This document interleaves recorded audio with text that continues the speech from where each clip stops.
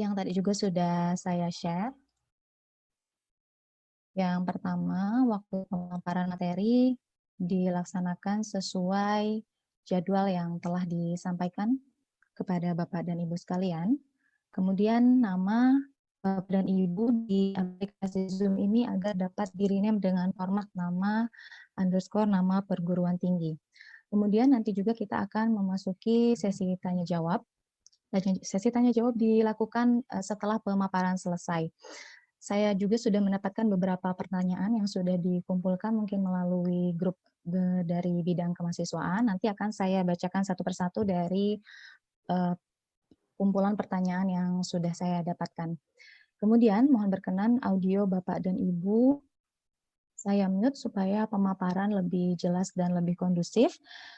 Kemudian saya ingatkan kepada Bapak dan Ibu bahwa seluruh peserta video conference pada hari ini wajib mengisi daftar hadir melalui link yang sudah kami tampilkan juga. Dan materi pada siang hari ini akan kami share setelah video conference selesai. Baik, Bapak dan Ibu yang kami hormati, untuk mempersingkat waktu, saya persilahkan selanjutnya kepada narasumber kita yang pertama, kepada Bapak Kepala LEDIK di wilayah 4 untuk menyampaikan paparannya. Kepada yang terhormat Bapak Profesor Dr. Uman Suherman ASMPD, dipersilahkan Pak.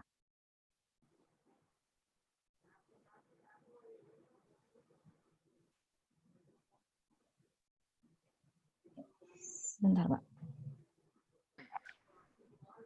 Silakan Pak. Baik, bismillahirrahmanirrahim. Assalamualaikum warahmatullahi wabarakatuh. Salam sejahtera bagi kita semua.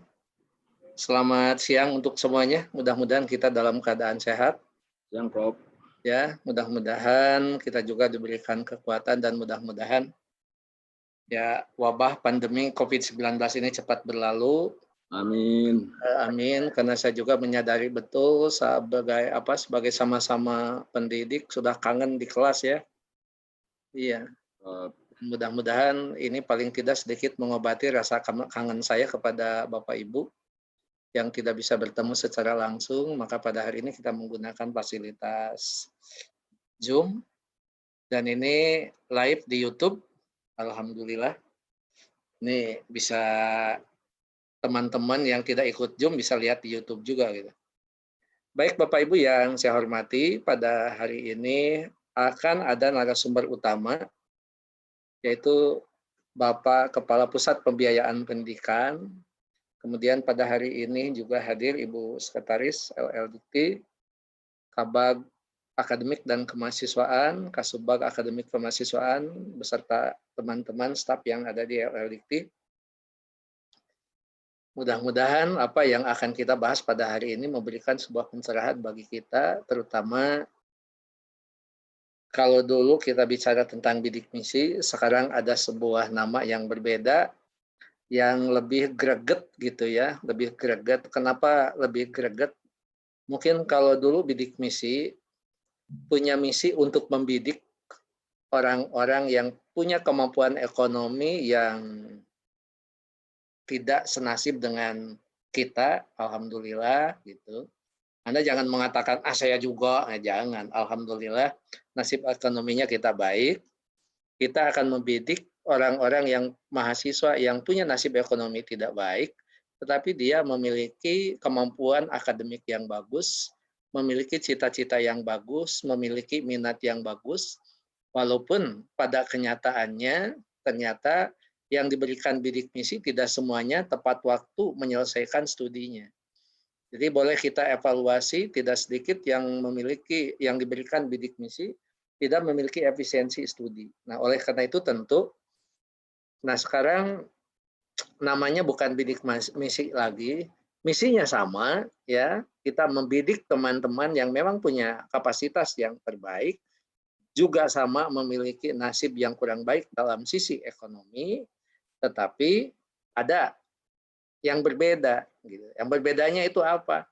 Kartu Indonesia Pinter. Jadi mereka yang mendapat bantuan melalui KIP ini, jangan dikedepankan mereka yang punya kemampuan ekonomi yang lemah, bukan. Jadi mereka yang memang punya potensi pinter yang luar biasa, dan akan mengangkat paling tidak angka partisipasi kasar mahasiswa yang ada di kita.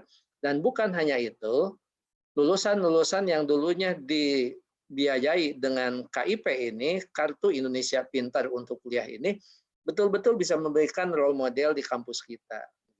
Nah, oleh karena itu tentu pada saatnya nanti, walaupun kita dihadapkan pada salah satu syarat adalah mereka orang yang pintar tetapi memiliki kartu miskin, katakan saja begitu, tapi mohon Bapak Ibu yang ada di kampus tidak berpikir bahwa ini untuk orang yang miskin. Tapi ini yang harus dikedepankan dulu adalah mereka yang punya keinginan, punya potensi untuk menjadi orang-orang yang terbaik, hanya kebetulan secara ekonomi mereka tidak memadai, maka bantuan ini diberikan. Kan begitu. Nah, oleh karena itu, kalau kita melihat bidik misi yang sudah kita lakukan, dengan jumlah perguruan tinggi pengelola bidik misi itu sekitar 195 bidik misi kampus dari 475 ya. Dari 475 kampus yang menyelenggarakan bidik misi itu adalah 195 PTS.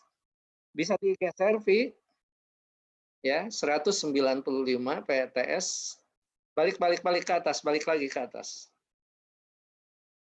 Balik lagi ke atas. Itu yang 195-nya tidak kelihatan, tapi nggak apa-apa lah. Sudah semuanya bisa mendengar. 195 kampus penyelenggara bidik misi tahun 2019, tidak setengahnya dari kampus yang ada di kita, 475. 475 itu setelah penyusutan, karena ada beberapa kampus yang memang melakukan penggabungan. Nah, kenapa bisa 195 juga? Yang 195 ini khusus untuk bidik misi, kami tidak menentukan kampus, tetapi kampus yang mengajukan sebagai penyelenggara bidik misi.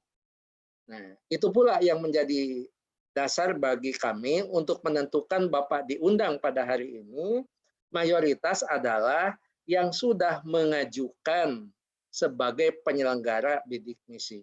Mudah-mudahan tidak hanya 195, karena masih banyak kampus yang memang belum mengajukan. Dan ada juga beberapa kampus katanya sudah mengajukan, tapi belum terundang. Karena itu, saya katakan silakan saja, masuk saja. Tinggal nanti ngecek suratnya, nyangkutnya ada di mana. Begitu.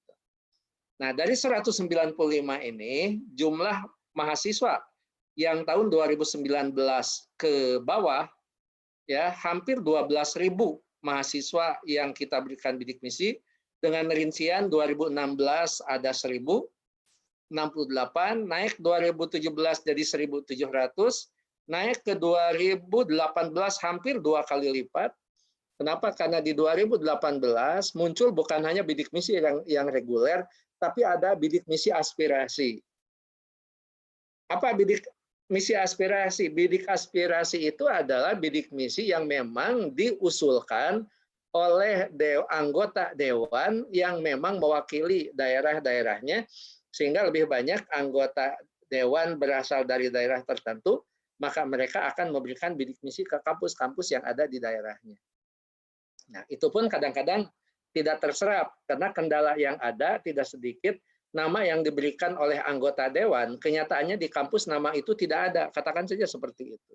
Itu sering terjadi, dan sering itu menjadi masalah pada saat, kalau begini, ini beasiswanya dikemanakan, Pak? Ya, saya dalam satu kata, balikeun deui, tong dikamana-manakeun, gitu kan. Kembalikan lagi itu bidik misi itu. Nah, mudah-mudahan sekarang kita juga, saya belum berpikir apakah kalau KIP ada aspirasi atau tidak.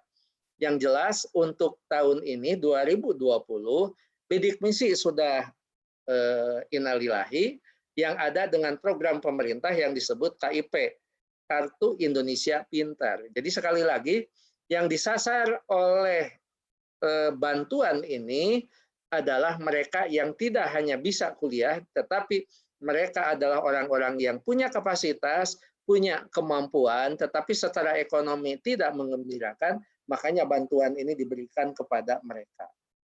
Kepada siapa? Kepada mereka. Ya, kepada mereka yang tercatat mahasiswa. Jadi Bapak Ibu jangan pernah memberikan beasiswa KIP ini kepada yang belum tercatat sebagai mahasiswa. Ya, karena syarat utama adalah KIP ini, Kartu Indonesia Pintar, ada K kuliah. Jadi orang yang sudah tercatat sebagai mahasiswa yang akan kuliah. Kalau yang akan kuliah paling tidak sudah lulus masuk perguruan tinggi, di mana perguruan tinggi yang diminati oleh mereka. Ya, artinya kalau kampus Bapak Ibu, maka yang diberikan KIPK ini adalah mahasiswa-mahasiswa yang sudah tercatat akan kuliah di kampus Bapak Ibu gitu. Atau dengan kata lain sudah tercatat sebagai mahasiswa lah. Tapi semester mana? Untuk sementara saya punya pemahaman semester awal. Tapi kalau toh nanti ada perubahan, silakan nanti ditanyakan kepada narasumber dari Pusat Pembiayaan Pendidikan. Apakah semester 3 yang dulu tidak mendapat bidik misi punya hak untuk itu, atau dengan istilah yang lain biasanya kalau dalam beasiswa itu ada yang disebut beasiswa ongoing. Ongoing adalah beasiswa yang diberikan kepada mahasiswa yang bukan hanya tercatat sebagai mahasiswa, tapi kuliahnya sudah berjalan. Nah, kalau KIP ini adalah bagi mahasiswa yang kuliahnya belum berjalan, tapi sudah tercatat sebagai mahasiswa yang akan mengikuti perkuliahan di kampus Bapak Ibu semuanya.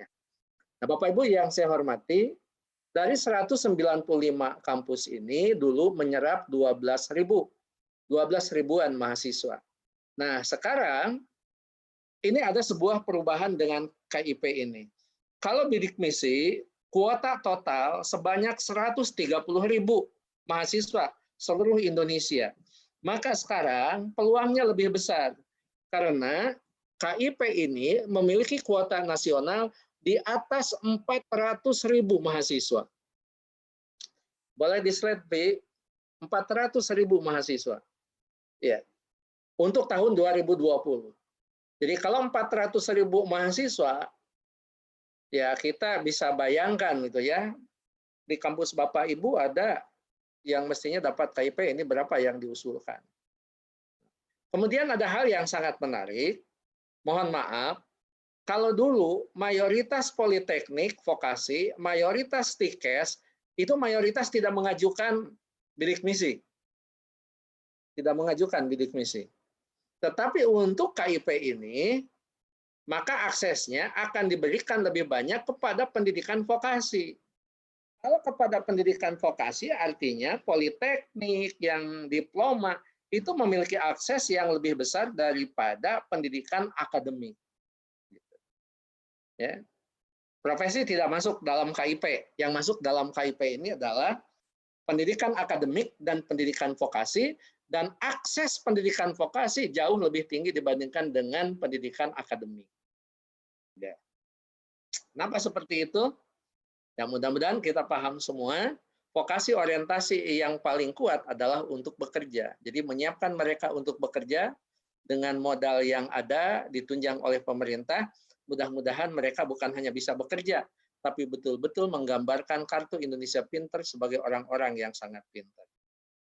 Bapak Ibu yang saya hormati, ini juga terintegrasi dengan Kampus Merdeka dan Merdeka Belajar di perguruan tinggi, dan mudah-mudahan seperti yang kita alami yang lalu-lalu, yang pertama tentu yang perlu diperhatikan adalah tadi itu, satu, bahwa mereka itu tercatat di kampus kita, yang kedua mereka paling tidak punya minat untuk selesai tepat waktu, memiliki cita-cita yang kuat, tetapi mereka punya kemampuan ekonomi yang tidak sebaik kita. Karena itu syarat yang ketiga ini tidak bisa diabaikan, bahwa mereka yang mendapat KIP pada saat di SMA sudah tergolong sebagai anak yang memiliki kartu miskin.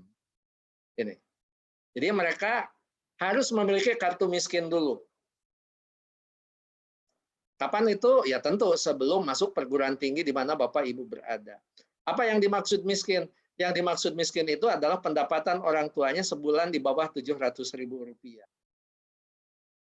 Jadi kalau Bapak Ibunya sebulan gajinya Rp7 juta itu tidak termasuk miskin. Ini Rp700.000. Ya. Kemudian kalau dulu ada sebuah wacana, ya, bagaimana bahwa anak-anak ini diberikan kepada prodi yang memiliki akreditasi minimal baik, ya. Kalau dulu bukan baik, sangat baik B, maka sekarang KIP ini boleh diberikan kepada kampus yang terakreditasi. Kampus yang terakreditasi. Kalau kampus yang terakreditasi artinya dalam peringkat minimal baik.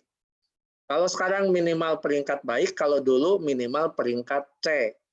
Karena sejak peraturan Ban PT nomor 1 tahun 2020, semua sesuai dengan usulan kampus masing-masing, maka peringkat akreditasi yang paling bawah itu bukan C, tetapi baik.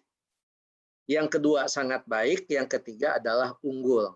Jadi mahasiswa ini tidak hanya untuk mereka yang memiliki program studi dengan akreditasi sangat baik, tapi juga diperkenankan bagi prodi yang memiliki akreditasi baik.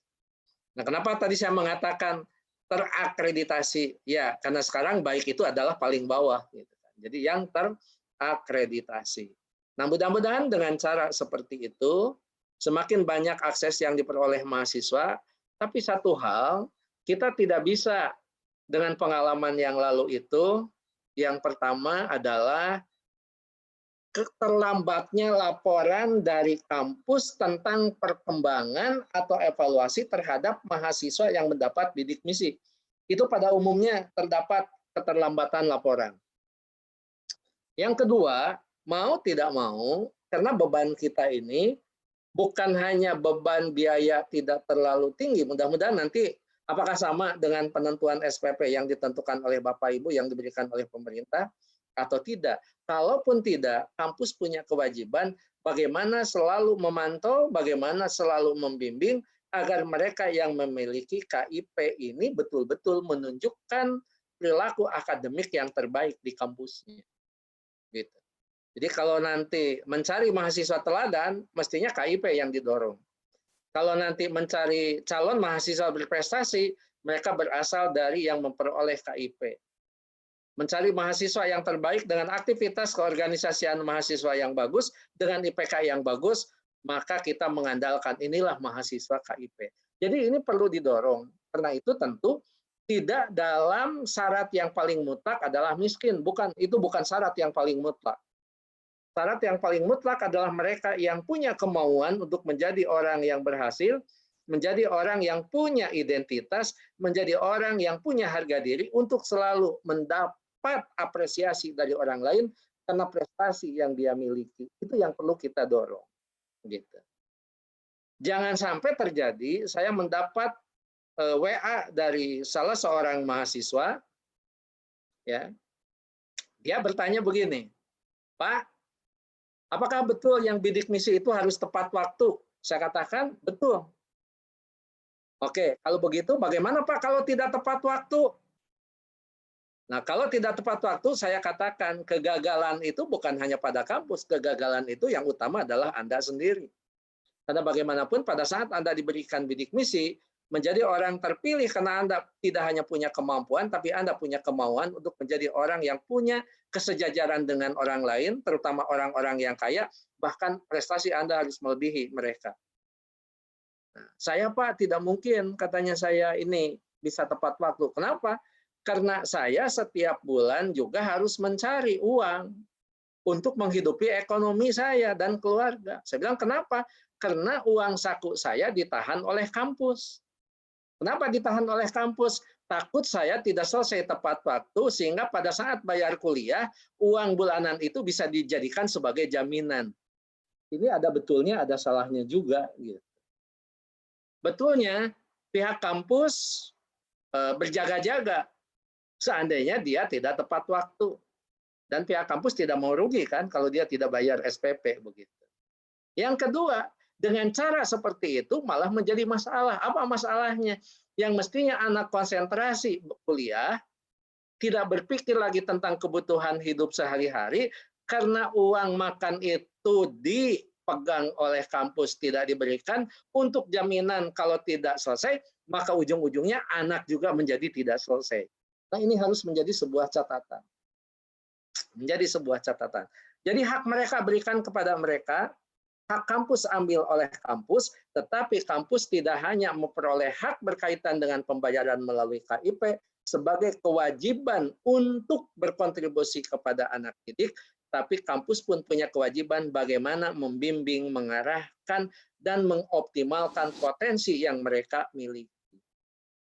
Disitulah izin. PA sangat berperan, dan bagi saya PA untuk anak yang masuk dulu bidik misi dan sekarang KIP betul-betul memiliki sebuah peran dan memang mungkin kinerjanya lebih keras dibandingkan dengan anak-anak yang biasa.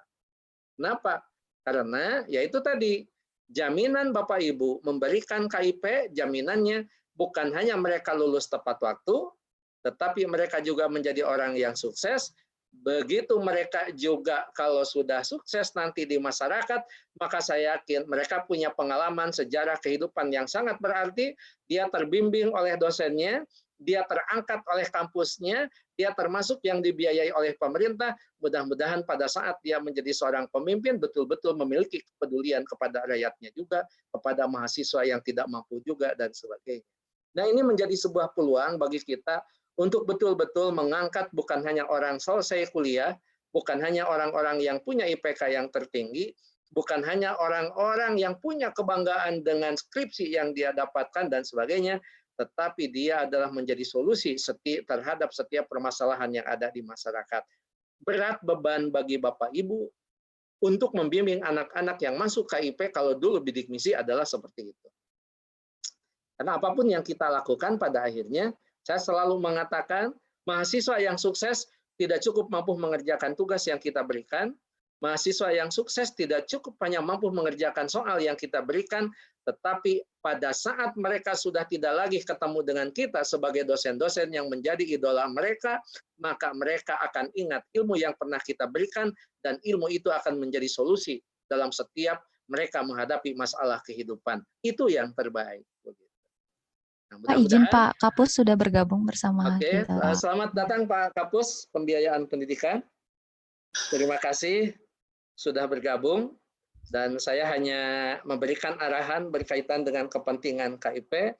Mudah-mudahan nanti Bapak Ibu yang merupakan mungkin ada wakil direktur kemahasiswaan, ada wakil rektor kemahasiswaan, ada wakil ketua kemahasiswaan, ataupun dari bidang kemahasiswaan yang lainnya, mampu mencatat, mampu menangkap, dan mampu memahami apa yang nanti disampaikan oleh Pak Kapus, dan mudah-mudahan ini menjadi sebuah jalan kelancaran pada saat kita sebagai bagian dari kampus yang mengelola KIP. Tadi sudah disampaikan Pak Kapus bahwa bidik misi yang dulu sekarang diganti dengan KIP, tidak hanya nama yang berbeda, tetapi memiliki misi yang lebih jauh. Kita harus mengangkat anak-anak yang tidak hanya memiliki nasib yang kurang baik dari sisi ekonomi, tapi mereka harus menjadi orang yang pintar bukan hanya pintar mengerjakan tugas, bukan hanya pintar mengerjakan soal, tetapi mereka yang mampu menangkap ilmu yang diberikan oleh dosennya di kampus-kampus menjadi solusi pada saat mereka menghadapi permasalahan kehidupan di masyarakat. Jadi bagi saya, Bapak Ibu, pimpinan kemahasiswaan yang dari kampus, betul miskin itu adalah syarat, tetapi syarat yang utama tadi saya sudah sampaikan, satu, tercatat dia sebagai mahasiswa, yang kedua, mereka punya kemauan, mereka punya keinginan kesejajaran dengan orang lain, bahkan bisa berkontribusi terhadap orang lain dan terhadap bangsa dan negara yang kita cintai. Saya pikir itu yang perlu saya sampaikan, karena narasumber yang utama sudah bersama-sama dengan kita, dan mudah-mudahan ya KIP ini lancar sesuai dengan misi, karena aksesnya sekarang begitu banyak. Baik, Prof. Misi 130.000 ya, sekarang sudah di atas 400.000. Baik, Prof. Terima kasih.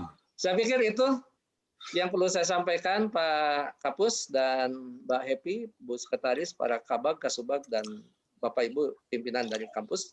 Mohon maaf bila ada hal yang tidak berkenan, dan apabila ada yang mau ditanyakan, akan lebih tepat kalau itu ditanyakan kepada Pak Kapus sebagai yang bertanggung jawab untuk pembiayaan pendidikan ini. Oke. Tadi saya pesan ke teman-teman yang dari kampus itu, jangan sampai memegang uang bulanan, yang dimiliki oleh mahasiswa dengan sebuah anggapan jaminan pada saat mereka tidak selesai tepat waktu itu bisa dipakai jaminan untuk mengganti SPP yang tidak dibayarkan oleh Pak Kapus. Setuju, Prof. Setuju kan? Ya, Karena setuju, Prof. kampus juga tidak salah. Kampus berpikir jauh 4 tahun ke depan itu Pak artinya. Berpikir 4 tahun ke depan, kalau tidak selesai tidak bayar SPP ini bisa jadi jaminan. Tapi apa yang terjadi? Anak-anak yang bidemisi akhirnya tidak selesai tepat waktu karena mereka harus berpikir setiap bulan untuk memenuhi kebutuhan ekonominya. Kan ini jadi lain gitu. Nah, itu saya katakan tugas pembimbing akademik, tugas pembimbing kemahasiswaan betul-betul mengantarkan mereka menjadi orang yang tepat waktu dalam belajar, memiliki kecerdasan kehidupan yang tidak bisa lepas dari arahan bimbingan para pembina kemahasiswaan dan pembimbing akademik. Saya pikir itu yang perlu saya sampaikan. Sekali lagi terima kasih Pak Kapus. Mudah-mudahan kita bisa bertemu di lain waktu. Di darat ya Pak ya? Siap. Mudah-mudahan di darat. Nanti melalui Bu Ticu, Bu Sekretaris, saya undang Pak Kapus, Pak Dokter datang ke LLDK 4. Ya, mudah-mudahan kita tidak hanya pikon dan mudah-mudahan semuanya sehat. Kemudian wabah ini cepat berlalu. Amin. Ya, mohon maaf bila ada hal yang tidak berkenan. Terima kasih atas perhatian semuanya. Billahi taufiq wal hidayah. Wassalamualaikum warahmatullahi wabarakatuh. Waalaikumsalam warahmatullahi wabarakatuh. Baik, terima kasih. Seperti tadi yang Pak Kepala sampaikan, berarti Pak Kepala tidak menerima pertanyaan. Ya, Pak Kapus saja. Nanti diajukan ke Pak Kapus saja, baik. Siap. Nanti sama-sama.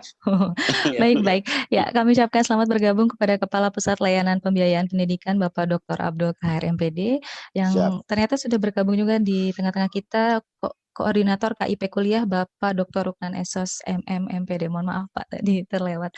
Baik, mungkin kita langsung ke pemaparan selanjutnya saja yang akan langsung disampaikan oleh Pak Kapus. Untuk itu kepada yang terhormat Bapak Dr. Abdul Kahar MPD, dipersilahkan Pak. Baik, terima kasih Mbak Abi. Mohon izin saya mau share screen, Pak. Ya, share screen Pak. Baik, makasih banyak.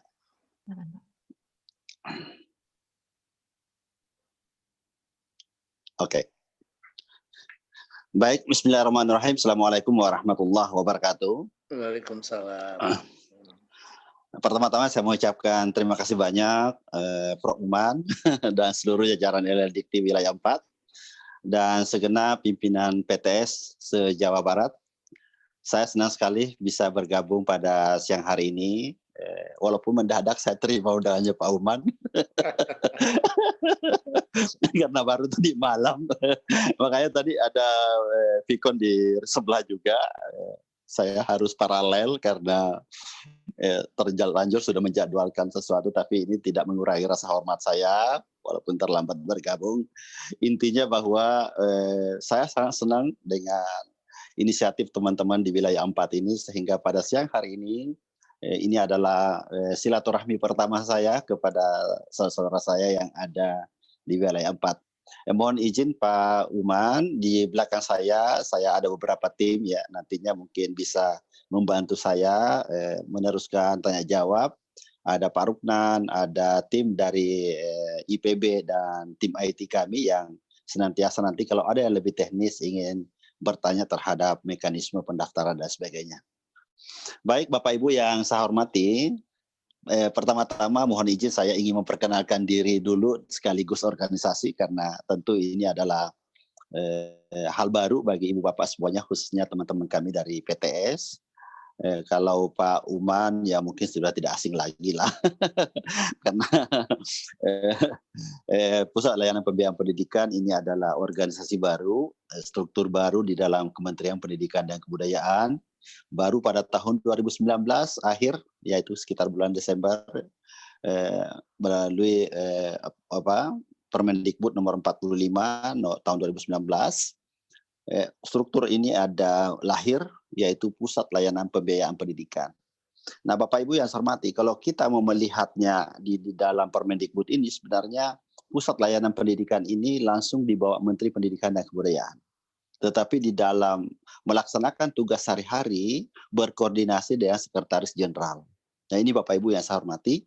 Nah, yang perlu saya perkenalkan secara struktur. Nah, Untuk perkenalan pribadi mungkin, Bapak Ibu yang saya hormati, saya sebenarnya sudah PLT sejak tanggal 2 Januari 2020, sejak lahirnya Pusat Layanan Pembiayaan Pendidikan ini. Tapi alhamdulillah terhitung tanggal 16 April kemarin kami baru dilantik melalui Vicon. Jadi bukan hanya sosialisasi seperti ini Pak Uman Viconnya, tapi dalam pelantikan pertama kali dalam sejarah hidup saya Pak Uman Iya, selamat, merasakan dilantik melalui Vicon. Jadi enak berdiri di rumah sendiri, dilantik dengan uniform yang sesuai dengan aturan. Ya, kita melalui Vicon dengan prosedur protokol kesehatan yang ada. Bapak Ibu yang saya hormati, kalau saya sebenarnya tidak terlalu asing di dalam kalau kita berbicara beasiswa, karena saya 5 tahun sebagai direktur di LPDP. 5 tahun saya di sana sebagai direktur LPDP. Jadi kalau teman-teman seperti di UPI dan mungkin ada beberapa PTS di Jawa Barat, ini sering sekali saya datang diundang untuk memberikan sosialisasi dan sebagainya. Jadi untuk kampusnya Pak Uman juga mungkin saya dengan banyak saudara-saudara di Jawa Barat, sehingga mudah-mudahan dengan silaturahmi kali ini juga bisa senantiasa kita pupuk terus-menerus, sehingga KIP Kuliah yang memang merupakan brand baru dari pemerintah kita tahun ini bisa kita laksanakan sebaik-baiknya. Bapak Ibu yang saya hormati, tidak usah saya sebutkan dengan tugas dan fungsinya. Program utama di Pusat Layanan Pembiayaan ini, Bapak Ibu yang saya hormati, sebenarnya ini adalah inisiatif yang luar biasa dari Kementerian Pendidikan dan Kebudayaan. Karena kenapa? Kalau dulu sebelum ada Pusat Layanan Pembiayaan Pendidikan ini, begitu berbicara PIP, begitu berbicara bidik misi, begitu berbicara tunjangan profesi guru, itu luar biasa banyaknya direktorat yang harus kita lakukan koordinasi. Itu lebih 10 satker. Berbicara PIP saja, Ibu Bapak yang saya hormati, PIP SD ada Direktorat Pembinaan SD. PIP SMP harus ke Direktorat Pembinaan SMP. Berbicara PIP SMA harus ke Direktorat Pembinaan SMA. Berbicara PIP SMK harus ke luar biasa. Berbicara SLB harus ke Direktorat PKLK. Berbicara masalah bidik misi harus ke Belmawa. Berbicara beasiswa unggulan harus ke Sekretariat Jenderal. Begitu juga tunjangan profesi guru. Begitu berbicara TPG-nya guru PAUD harus ke Direktorat GTK PAUD. Dikdas ke Direktorat GTK Dikdas. Dikmen demikian juga tenaga kependidikan. Jadi luar biasa parsialnya. Jadi Ibu Bapak yang saya hormati, bukan hanya masyarakat yang bingung koordinasinya, tapi termasuk teman-teman kami yang ada di kampus, yang ada di Dinas Pendidikan Kabupaten Kota dan Provinsi, ini luar biasa karena sangat parsial. Nah inilah barangkali Bapak Ibu yang saya hormati, sehingga kementerian kita mencoba menginisiasi lahirnya Pusat Layanan Pembiayaan Pendidikan ini supaya satu pintu. Sehingga teman-teman kami yang ada di Direktorat Teknis itu fokus. Bagaimana peningkatan mutu pembelajaran, bagaimana peningkatan mutu sarana prasarana, bagaimana peningkatan mutu sumber daya manusianya. Sehingga tidak diganggu dengan administratif yang sifatnya layanan pembiayaan. Nah ini Bapak Ibu yang saya hormati, sehingga kami melihatnya ini luar biasa, terobosan pemerintah, sehingga di Kementerian Pendidikan dan Kebudayaan lahir Pusat Layanan Pembiayaan Pendidikan. Sehingga begitu masyarakat berbicara tentang PIP, hanya satu pintu. Begitu berbicara tentang KIP kuliah, hanya ada satu pintu. Begitu berbicara menanyakan tentang tunjangan profesi guru, hanya ada satu pintu. Nah ini Bapak Ibu yang saya hormati, sehingga mudah-mudahan dengan hadirnya Pusat Layanan Pembiayaan Pendidikan ini, saya dengan seluruh teman-teman yang ada di Pusat Layanan Pembiayaan Pendidikan bisa memberikan layanan terbaik untuk masyarakat. Karena kenapa? Mudah-mudahan dengan pengalaman saya 5 tahun di Kementerian Keuangan sebagai Direktur LPDP, ini bisa saya tarik yang positif bawa ke sini, karena tentu di sana juga banyak kekurangan, tapi mudah-mudahan dalam kondisi saat ini dengan Pusat Layanan Pembiayaan Pendidikan bisa kita sempurnakan lebih baik lagi. Bapak Ibu yang saya hormati, nah tadi saya sudah menyimak separuh apa yang disampaikan oleh Pak Uman, untuk memberikan penguatan kepada kita semua, memberikan semangat kepada bapak-bapak, ibu-ibu pimpinan PTS yang ada di Jawa Barat, bahwa memang saat ini pemerintah tidak ingin ada anak Indonesia yang tidak bisa kuliah hanya karena terkendala urusan pembiayaan. Ini yang ingin pemerintah hadir saat ini. Jangan sampai, jadi ini Bapak yang saya hormati. Program PIP yang saya katakan tadi, itu sudah lahir sejak Perpres nomor 7 tahun 2014. Sejak tahun 2014. Ada SD, ada SMP, ada SMA, ada SMK. Tapi apakah kita biarkan anak-anak ini pemegang kartu PIP waktu di SD, SMP, SMA, SMK hanya sampai di situ saja?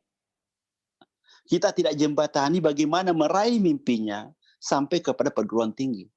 Karena kenapa? Kita yakin bahwa di antara mereka ada sebahagian, mungkin sebahagian besar malah, anak-anak kita di sana yang di SMA, SMK berprestasi mereka, karena dibantu oleh program PIP-nya pemerintah, ingin sekali meneruskan cita-citanya sampai ke perguruan tinggi.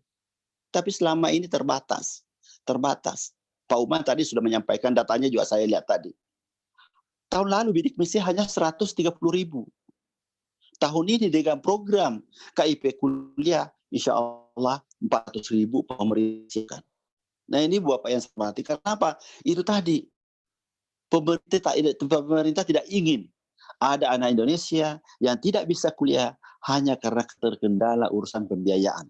Ini yang ingin pemerintah hadir untuk memberikan jaminan kepada masyarakat kita yang memang punya cita-cita, yang memang punya kemampuan akademik yang bagus, tapi hanya keterbatasan biaya saja. Nah ini Bapak yang saya hormati, saya ingin meyakinkan kita semuanya bahwa inilah misi yang diemban oleh KIP kuliah. Bapak Ibu yang saya hormati, saya juga masih sering mendapat informasi. Kenapa KIP bidik misi yang sudah bagus ini, kenapa harus diganti dengan program KIP kuliah? Nah ini Bapak yang saya hormati. Kenapa program yang sudah bagus diganti? Apakah karena rezim? Saya katakan bukan. Karena itu tadi, kalau kita melihat Permendikbud nomor 10 tahun 2020, pasal 1 ayat 1, ini adalah program KIP kuliah ini adalah aksesibilitas lanjutan dari anak kita yang sudah menerima program PIP di SD, SMP, SMA tadi, lanjut kepada SMA. Ya, jadi bukan hanya peserta didik, tapi sampai kepada mahasiswa. Ingin memberikan bantuan kepada masyarakat kita yang miskin, termasuk yang rentan miskin. Apalagi kalau kita berbicara rentan miskin dengan kondisi COVID-19 sekarang ini. Ini sangat relevan. Karena kenapa? Bukan sesuatu yang mustahil sekarang. Dan kondisi tertentu saat ini, banyak orang tua kehilangan pekerjaan. Banyak orang tua yang secara sektor informal, usaha sendiri, berhenti dengan sendirinya karena kondisi saat ini. Bukan tidak mungkin anaknya yang sekarang sudah duduk di bangku kuliah terancam DO karena tidak ada pendapatan orang tua. Ini kondisi saat ini. Inilah kehadiran KIP tahun ini luar biasa. Bukan berarti bahwa KIP kuliah dirancang karena akan ada virus corona ini, tidak. Tetapi memang sudah diantisipasi pemerintah karena yang namanya rentan miskin ini naik turun. Nah ini Bapak yang saya hormati. Jadi mudah-mudahan persepsi kita akan sama. Karena kenapa? Kehadiran KIP kuliah yang ada sampai kepada perguruan tinggi sebagai aksesibilitas program PIP, bayangkan Ibu Bapak, kalau bidik misi ada, KIP kuliah juga ada, bersama-sama ada di kampus, sasarannya sama, yaitu menyasar masyarakat kita yang miskin dan rentan miskin.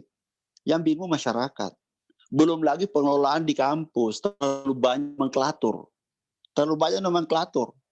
Nah ini Bapak yang saya hormati. Jadi oleh pemerintah ya udahlah, satu aja nomenklatur, rebranding aja lah. Mahasiswa bidik misi kita selesaikan dengan dana KIP kuliah. Karena toh ini adalah memang sudah menjadi inisiatif pemerintah untuk menjadi salah satu program prioritas di kabinet saat ini. Jadi Bapak yang saya hormati, sehingga KIP kuliah sebenarnya hadir untuk memastikan bahwa anak-anak Indonesia bisa mengenyam pendidikan sampai dengan perguruan tinggi yang dibiayai oleh pemerintah. Ini Bapak yang saya hormati, pengantar dari saya. Nah tentunya di belakang saya nanti ada Pak Rukna seperti tadi disampaikan oleh moderator bahwa sudah bergabung. Itu ada tim-tim kami yang ada di bawah. Mungkin nanti secara teknis mereka yang akan menyampaikan. Nah, satu hal yang saya ingin sampaikan kepada Ibu Bapak yang saya hormati, saya ingin tambahkan saja. Tentu Pak Uman dan teman-teman sekalian PTS sudah memperoleh juga informasi bahwa 1 minggu lalu atau hampir 2 minggu yang lalu ya, pengumuman SNMPTN tahun 2020 sudah diumumkan hasilnya. Ini luar biasa gambarannya bahwa pendaftaran KIP kuliah tidak sedikit, ya ada 95.346 orang, yang lulus 25.000. Nah, tahun 2019 dengan bidik misi hanya 17%. Dengan KIP kuliah tahun ini, anak-anak kita bisa meraih kursi 26%, 26,32%. Ini artinya apa? Saya ingin menyemangati teman-temanku semua, pimpinan PTS, bahwa ternyata anak-anak kita yang rentan miskin dan yang memang miskin tidak kalah kok prestasinya secara akademik. Banyak anak-anak yang di sana punya kecerdasan yang luar biasa. Cuma kesempatannya yang nggak ada. Nah, jadi jangan berharap, kita teman-teman kami di PTS kecil hati bahwa kalau begitu nanti kami dapatnya hanya residu. Insya Allah bukan. Ini tersebar kok, tersebar. Anak-anak kita yang cemerlang seperti ini luar biasa banyak. Kalau tidak masuk di SNPTN, insya Allah. Begitu juga nanti SBMPTN dan sebagainya mandiri, perguruan tinggi swasta, pasti akan menjadi pilihan yang sangat tepat untuk mereka. Karena kemungkinan yang namanya PTN juga punya keterbatasan daya tampung. Punya keterbatasan. Tidak bisa lebih dari 20%, kasihan. Mereka kalau lebih dari 20%, bagaimana dia UKT-nya? Nah, ini Bapak Ibu yang saya hormati. Nah, ini Bapak Ibu yang saya hormati, sehingga mari kita optimis dengan kehadiran PTS, dan tentunya kami dengan angka 400.000 tadi untuk tahun ini, kami nggak pesimis bagaimana mencapainya. Kami nggak berkecil hati bagaimana mencapainya angka itu. Karena kenapa? Dengan dukungan segenap PTS-PTS yang ada di Jawa Barat dan 15 sekarang wilayah, ini luar biasa, dan kemungkinan besar semuanya bisa berperan serta di dalam mendukung program ini. Ini Bapak Ibu yang saya hormati. Nah, saya ingin menggambarkan saja. Data yang ada di kami, saya nggak tahu apa betul sama dengan data yang ada di Pak Uman tadi. Bidik misi di wilayah 4, itu total kalau kita melihat dari tahun ke tahun, ini luar biasa. Ya, tahun 2000, ya saya melihat rinciannya aja secara rinci. Wilayah 4, Ibu Bapak, ini satu gambaran yang saya bisa sampaikan. Tahun 2015, yang menyelenggarakan bidik misi itu baru 58 PTS. Baru 58 PTS. Tahun 2015. Tapi begitu tahun 2019, 173 PTS yang berpartisipasi untuk bidik misi. Ini artinya apa? Potensi PTS yang ada di Jawa Barat luar biasa. Demikian juga angkanya kalau kita lihat 420, naik 1068 dan sebagainya. 2019 mencapai 6.757. Ini luar biasa. Akumulasi sampai tahun 2019 dari 2015 tadi sekitar 13.000. Nah, Bapak Ibu yang saya hormati, ini yang perlu barangkali coba kita nanti diskusikan. Mudah-mudahan tahun ini wilayah 4 dengan kondisi PTS yang luar biasa yang ada di sana, insya Allah kami optimis bahwa Jawa Barat bisa bersama-sama kami untuk menyukseskan program ini, dan masyarakat yang ada di Jawa Barat bisa terlayani dengan baik. Nah, itu Ibu Bapak yang saya hormati. Satu hal yang saya ingin sampaikan, sebelum saya serahkan kepada teman-teman kami tim, karena ini juga ada kaitannya dengan yang disampaikan tadi Pak Human, ini juga saya ingin coba memfasilitasi, artinya menyambungkan penjelasan tadi. Bapak Ibu yang saya hormati, hampir semua wilayah dari 15 tadi wilayah LLDT yang ada, pertanyaannya hampir sama. Berapa kuota tahun ini kami dapat Pak Kahar? Nah, ini hampir sama semuanya. Bapak Ibu yang saya hormati. Selalu saya katakan, kuota itu tergantung keseriusan dan komitmen teman-teman semuanya. Ya, karena kenapa? Kalau kita mencermati PTS yang menyelenggarakan KMP kuliah betul yang memenuhi kriteria. Ya, kalau saya rasa di bawah LLDT-nya Pak Uman dan tim, nomor 1 ini rasa-rasanya kriterianya lewat deh. Hampir deh semuanya sudah memenuhi kriteria ini. Karena kenapa? PTS Jawa Barat bagus-bagus semuanya, bagus-bagus semua. Insya Allah bisa lolos semuanya ini. Karena kenapa? Perlu kami gariskan ini. Karena kenapa? Kalau yang tidak memenuhi kriteria kita beri amanah seperti ini, jangan-jangan seperti tadi yang terjadi dugaan Pak Uman tadi. Ada PTS yang kelulusan mahasiswanya nggak jelas. Karena kenapa? Mungkin pembelajarannya, perkuliahannya di kampus yang nggak jelas. Nah ini Bapak yang saya hormati. Ini Bapak banyak hal yang perlu kita diskusikan. Yang kedua yang saya ingin minta komitmennya teman-teman, bagaimana permasalahan atau pemastian calon peserta yang kita rekrut itu ada benar-benar orang yang berhak sesuai dengan kriteria. Pak Oman juga tadi mengatakan. Jadi tidak cukup kriterianya hanya miskin. Dia pemegang PIP, betul. Ya. Oke, bukan pemegang PIP atau dia pemegang orang tuanya menerima kartu KKS, kartu keluarga sejahtera. Atau yang ketiga, dia berada pada desil 4 di data Kemensos. Itu tidak cukup hanya itu. Tapi motivasi, komitmen untuk kuliah, untuk ikut bersaing, berkompetisi secara akademik dengan teman-temannya yang orang mampu, punya nggak nilai juang. Saya sependapat, saya ingat betul waktu saya di LPDP.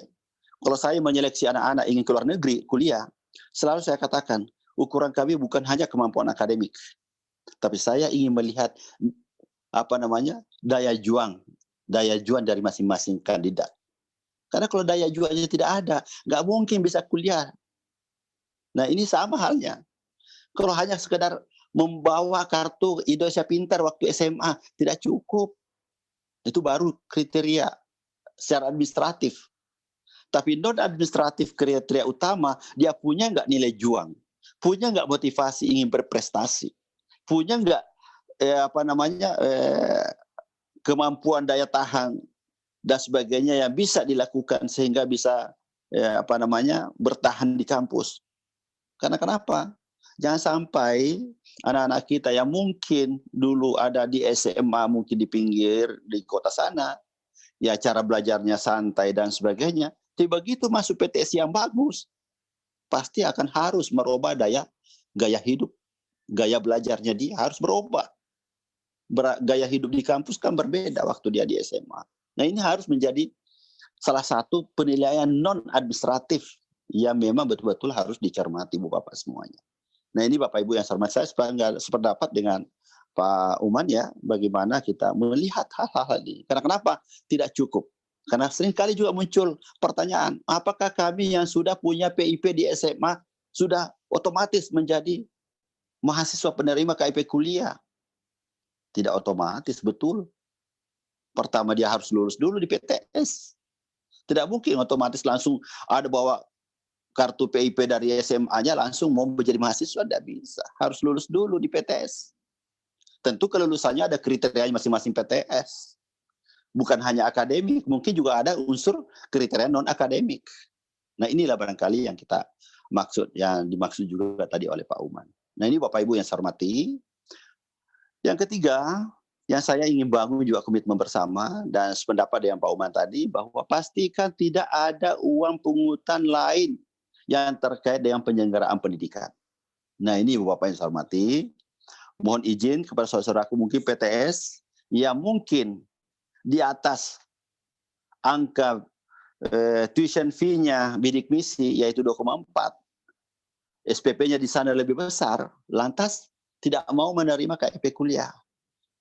Karena kenapa? Wah kalau saya menerima KIP kuliah saya rugi karena SPP saya sekian, tuition fee saya sekian, tapi KIP kuliah hanya 2,4 juta saja.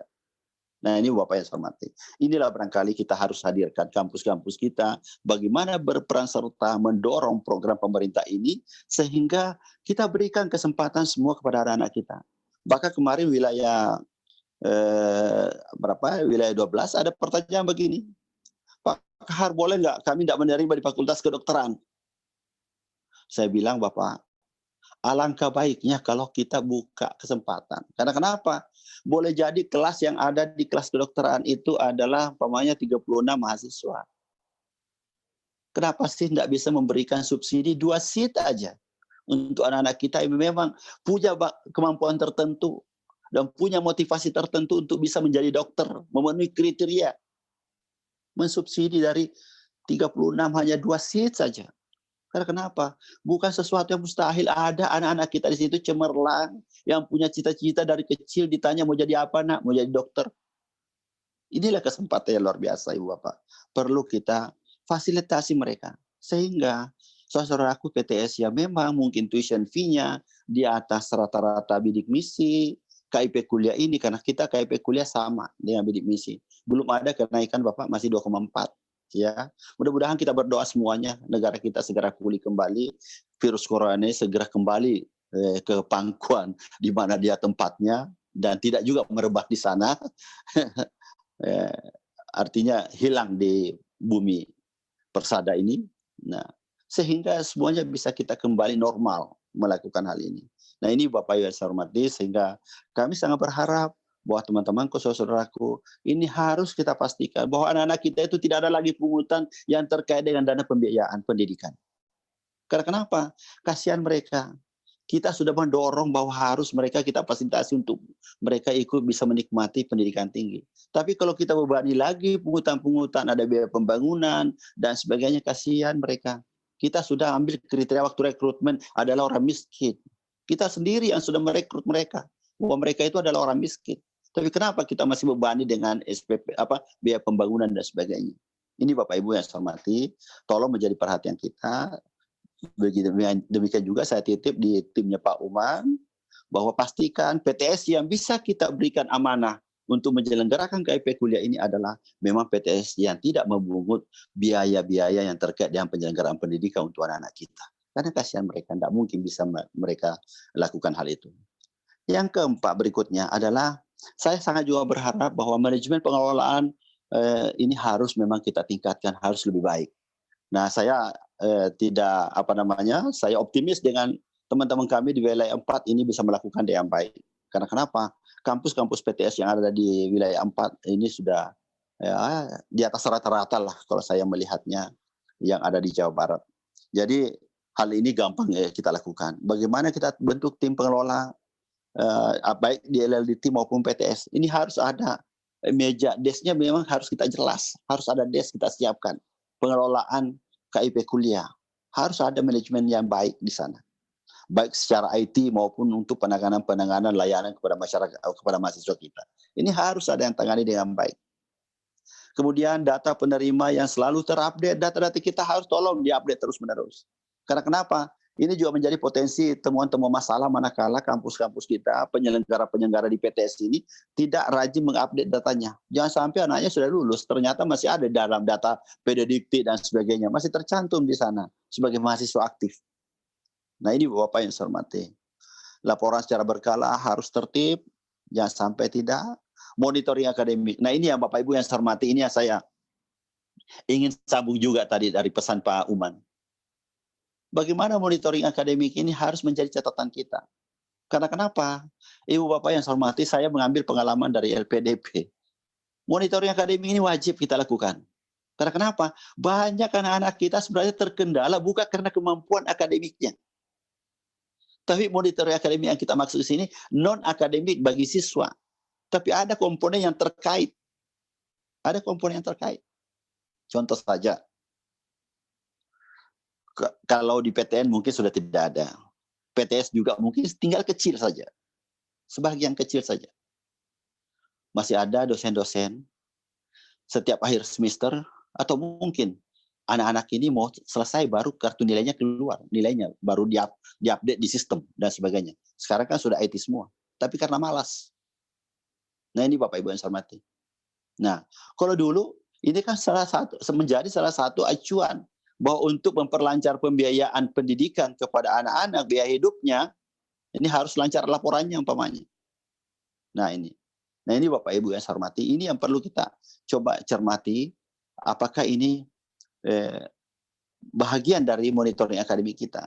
Karena kenapa? Ini juga akan terkait di akhir, seperti yang disampaikan tadi Pak Umar pada poin terakhir, pemastian kelulusan tepat waktu.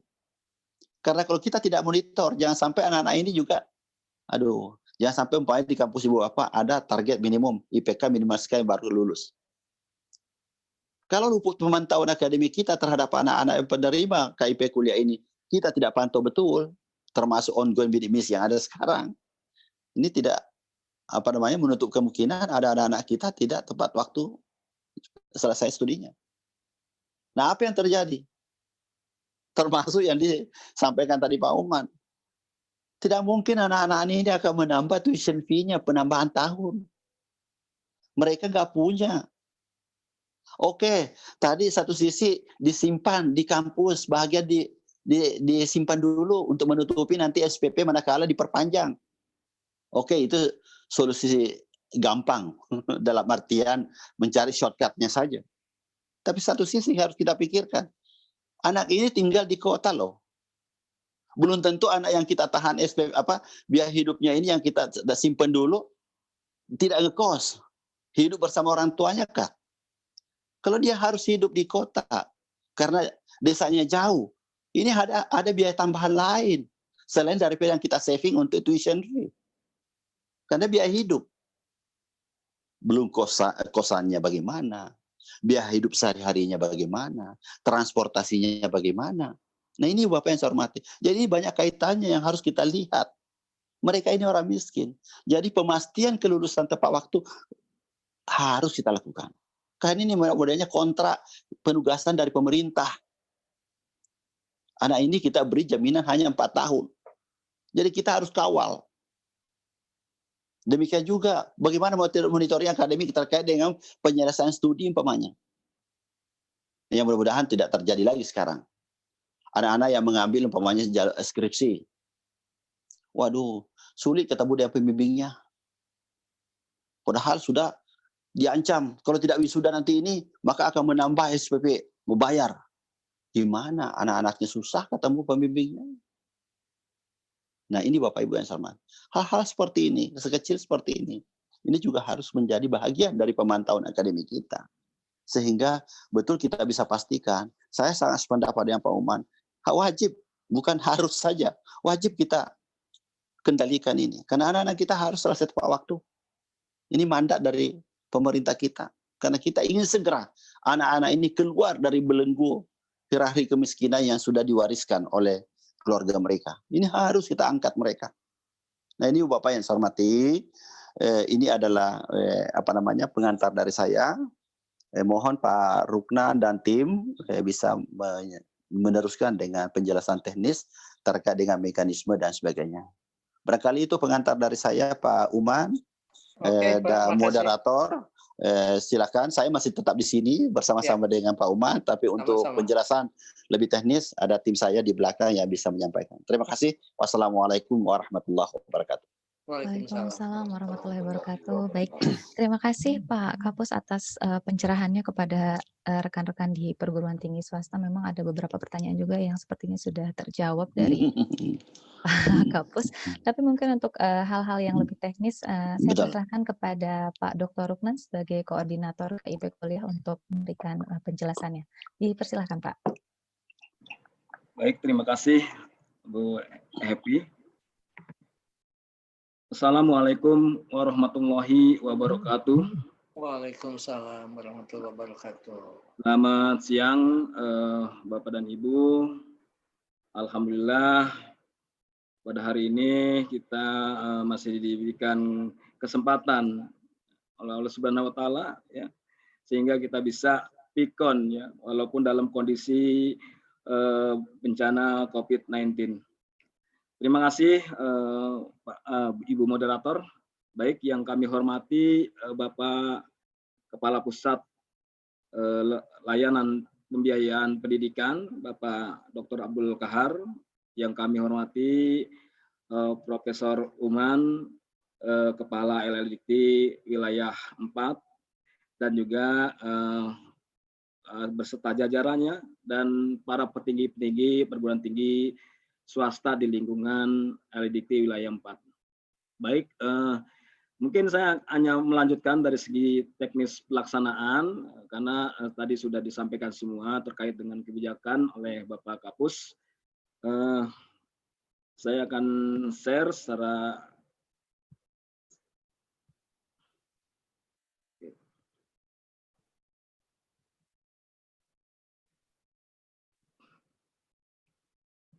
Baik, tadi sudah disampaikan Pak Kapus terkait dengan keberadaan bidik misi maupun Kartu Indonesia Pintar Kuliah. Ya, saya kira sudah disampaikan,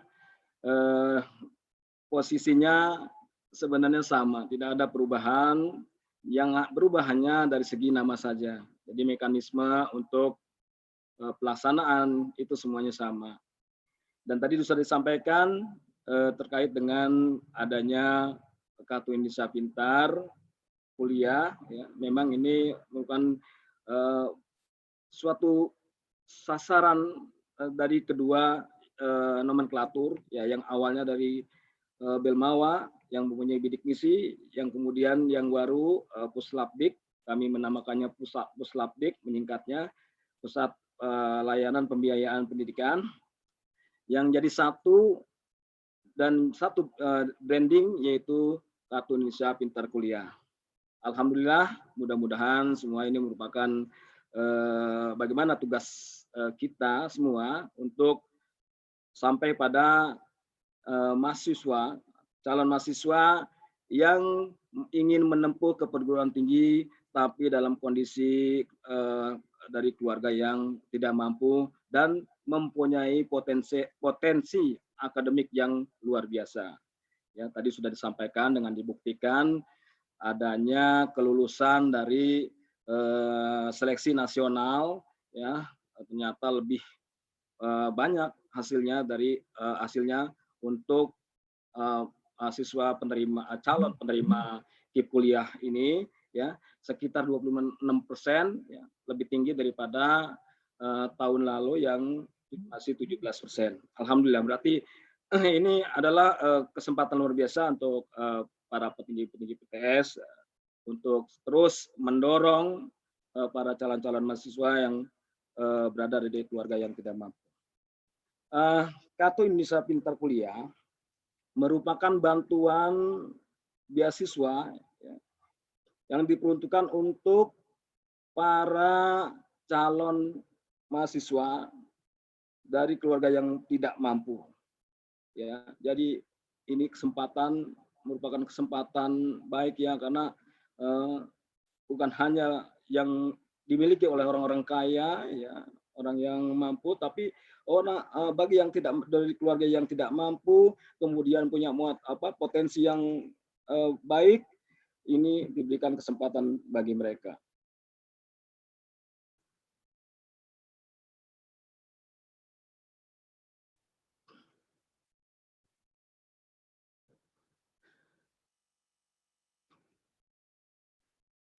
Di program kami, ya, ini prioritas penerima, ya, yaitu mahasiswa pemegang Kartu Indonesia Pintar (KIP). Jadi di kami di Pusat Layanan Pembiayaan Pendidikan ada KIP untuk SD, SMP, SMA, dan untuk yang tinggi dari itu adalah Kartu Indonesia Pintar Kuliah. Yang menjadi prioritas yaitu mahasiswa dari keluarga miskin, peserta program Keluarga Harapan, pemegang Kartu Keluarga Sejahtera atau lainnya. Jadi di samping yang mempunyai kartu KIP, Kartu Indonesia Pintar, jadi berasal dari keluarga di mana keluarganya itu mempunyai kartu yang namanya Kartu Sejahtera, Kartu Keluarga Sejahtera, dan peserta program Keluarga Harapan. Baik, di sini yang lainnya nanti akan saya jelaskan lebih lanjut. Kemudian di kami juga mahasiswa dengan keterbatasan akses afirmasi, ya, termasuk mahasiswa disabilitas dan atlet. Kemudian juga ada mahasiswa dengan kondisi khusus karena bencana atau lainnya. Jadi Bapak Ibu yang kami hormati, kami memprogramkan ada namanya KIP kuliah, kemudian KIP afirmasi. Kita bagi dua di situ, namun nanti untuk pedomannya mungkin bisa dijadikan satu. Jadi untuk mempermudah, menyederhanakan bagaimana kita untuk pemahaman dalam pelaksanaan ini. Kemudian tadi dijelaskan mahasiswa pemegang KIP, ya, prioritas bagi lulusan SMA atau SMK atau sederajat yang memiliki KIP. Saya kira ini sama dengan bidik misi, ya semua sama dengan bidik misi. Memiliki KIP, kemudian mendaftarkan. Jadi pemegang kartu Indonesia Pintar yang mendapat prioritas mendapatkan KIP kuliah dengan persyaratan memiliki potensi akademik, ya, baik dengan lolos seleksi penerimaan mahasiswa baru di perguruan tinggi atau politeknik.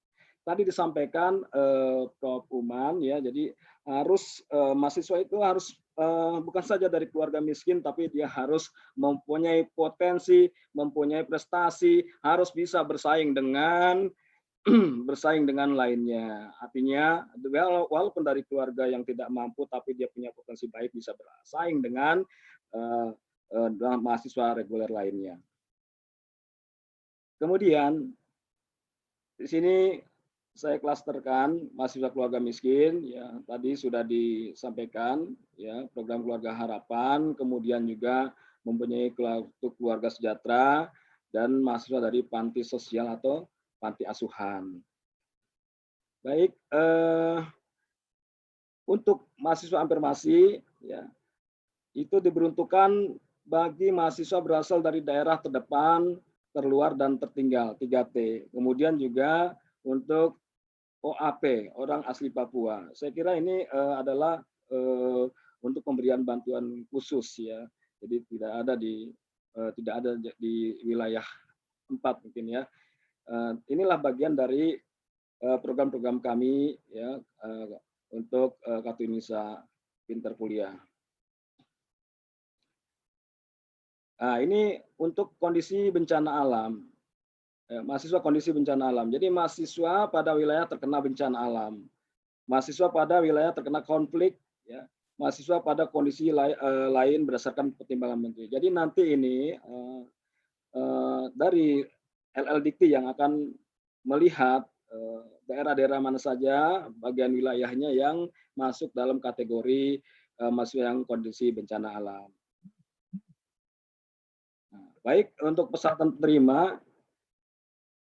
penerima KIP kuliah adalah siswa SMA, SMK atau sederajat yang akan lulus pada tahun berjalan atau lulus 2 tahun sebelumnya.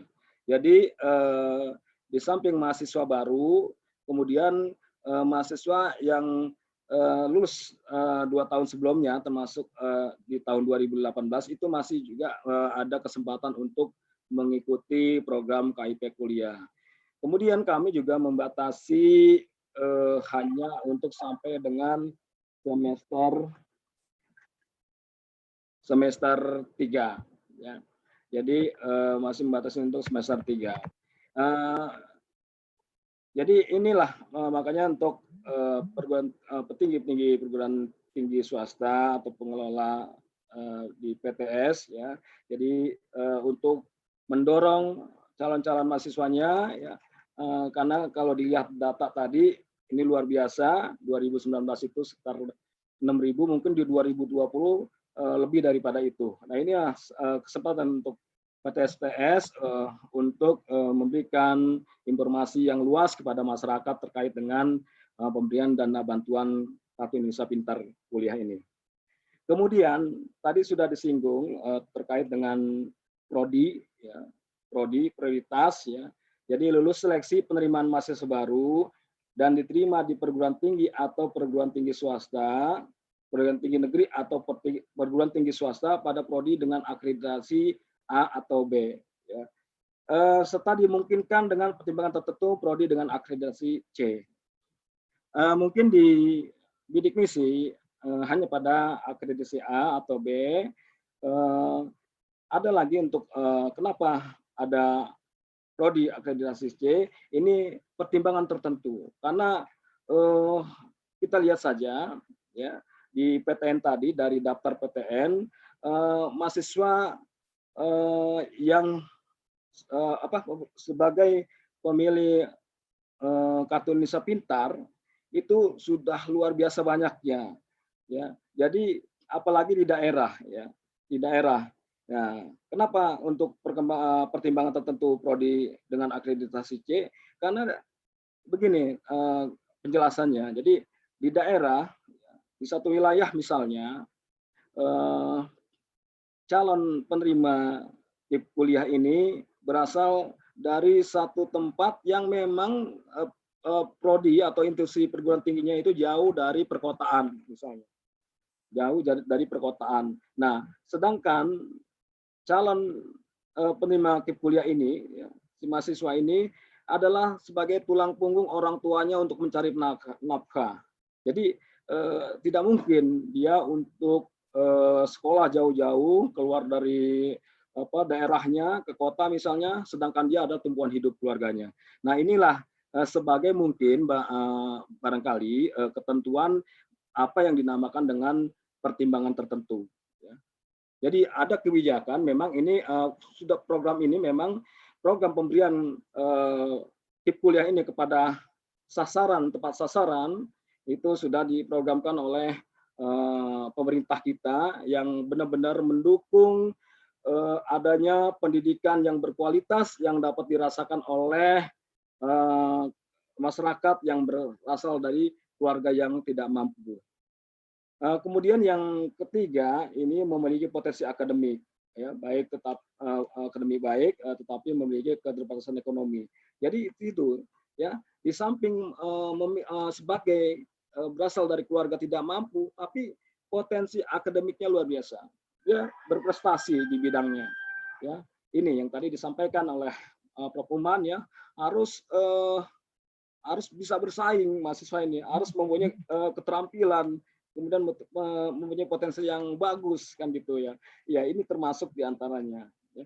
Tapi yang lebih utama adalah mahasiswa ini berasal daripada keluarga yang tidak mampu. Ini sudah banyak pembuktian hasil daripada pembelajaran stability misi yang kalau tidak salah hari ini ada di media sosial, telah diwisuda mungkin. Tadi di wisuda itu sudah lulus koas, ya, dan jadi seorang dokter. Nah, ini luar biasa, ya. Ternyata, ya, yang mendapat kuliah ini ternyata, ya, dengan bantuan pemerintah ini sungguh-sungguh luar biasa, ya, untuk belajarnya sehingga mencapai cita-citanya menjadi manusia yang berguna bagi nusa dan bangsa. Nah, ini untuk itu marilah kita dukung keberadaan bantuan ini, kuliah ini agar sampai pada tepat sasaran. Bapak Ibu yang kami hormati, tadi dijelaskan untuk persyaratan penerima, ya, jika mahasiswa itu tidak berasal dari pemegang kartu keluarga sejahtera maupun sebagai keluarganya tidak dalam peserta program keluarga harapan, ada satu yang merupakan tadi disampaikan oleh Pak Umam, ya, ini hampir sama dengan desil Kementerian Sosial, yaitu jika bukti pendapatan kotor gabungan orang tua atau wali, ya, digabungkan itu maksimal sebesar 4 juta. Kemudian jika pendapatan kotor tersebut digabungkan keduanya, kemudian dibagi jumlah anggota keluarganya maksimal Rp750.000. Ini sungguh dari golongan keluarga yang tidak mampu. Ya, jadi inilah tugas kita, tugas kami semua, ya, untuk menggolkan, membantu pemerintah untuk mencapai sasaran daripada anak-anak yang berasal dari keluarga yang tidak mampu, yang kurang ekonominya dan rentan miskin. Bapak Ibu yang saya hormati, jadi ada dua yang akan kita bagikan kepada PTS nantinya. Ya. Ini mungkin sudah dibahas tadi. Yang pertama adalah pembebasan biaya kuliah atau pendidikan yang dibayarkan langsung ke perguruan tingginya. Jadi dibedakan antara yang diterima oleh mahasiswa penerima kuliah, yaitu biaya hidupnya maupun biaya untuk SPP untuk perguruan tingginya. Nah, ini jadi jangan khawatir, mudah-mudahan nanti ada Setelah ini berjalan, mudah-mudahan pemerintah memberikan dukungan, insya Allah akan kalau syukur-syukur ya, kalau di tahun-tahun berikutnya akan dinaikkan dari harga satuannya. Kita berdoa ya, mudah-mudahan semua dukungan untuk kita semua, kita sukseskan pendidikan yang berkualitas. Di sini bantuan biaya hidup mungkin saya sampaikan ya, antara sekitar 4.200.000 yang akan nanti diberikan kepada adik-adik kita yang sudah masuk kuliah, yang mendapat kartu Indonesia Pintar Kuliah. Di sini ada 6 juta ini untuk afirmasi, jadi untuk daerah-daerah yang khusus yang afirmasi. Jadi biar saya sampaikan terlalu fokus di sini. Kemudian jangka waktu penerima. Jangka waktu penerima itu ada program-programnya ya. Ini juga sama dengan bidik misi ya. Yaitu sarjana maksimal 8 semester, diploma 4 maksimal 8 semester, diploma 3 maksimal 6 semester, diploma 2 4 semester, diploma 1 2 semester. Ya, ini sudah disesuaikan oleh kami untuk jenjang-jenjang tertentu yang memang kita maksimalkan paling tinggi hanya pada sarjana, yaitu 8 semester. Ya. Kemudian ada program profesi, ya di sini untuk dokter maksimal 4 semester, kemudian juga dokter gigi maksimal 4 semester, dokter hewan 4 semester, nurse yaitu perawat maksimal 2 semester, kemudian juga apoteker maksimal 2 semester, dan guru maksimal 2 semester. Ya, saya rasa ini sudah punya informasi ini ya, karena ini tidak ada beda dengan bidik misi yang bidik misi ya, jadi sama dengan kuliah ya. Saya kira sudah punya catatannya seperti ini. Ini untuk tata cara pendaftaran, mungkin ini saya lewati saja, nanti ada teman-teman dari tim konsultan IPB bagian IT yang akan menjelaskan lebih rinci terkait dengan tata cara pendaftaran ya secara online. Baik, untuk tahap pendaftaran ini untuk mahasiswa, saya kira ada 2 yang akan saya sampaikan ya. Tapi saya lebih ini kepada, karena tadi Pak Kapus belum menjelaskan terkait dengan tahap pendaftaran untuk di PTS ya. Ini soalnya waktunya mepet ya, sedikit lagi. Mohon izin Pak Kapus masih terus. Baik, Bapak Ibu yang kami hormati, tahapan pendaftaran yang pertama adalah kuota. Nanti kuota ya nanti diberikan kepada LLDikti ya. Jadi pada saat ini mohon untuk LLDikti membagikan kuota kepada PTS yang memenuhi syarat ya. Sebelum membagikan itu dilihat dulu persyaratannya, apakah ini berasal dari keluarga miskin ya, yang tadi saya jelaskan secara rinci ya. Kemudian juga dilihat PTS-nya dengan legalitas yang sesuai dengan kaidah hukum yang berlaku. Ya, artinya ini benar-benar PTS yang sesuai legalitasnya, bahwa ini benar-benar PTS yang benar. Ya. Kemudian informasi ya, yang kedua informasi, PTS menginformasikan kuota penerima KIP kuliah dan persyaratan penerima.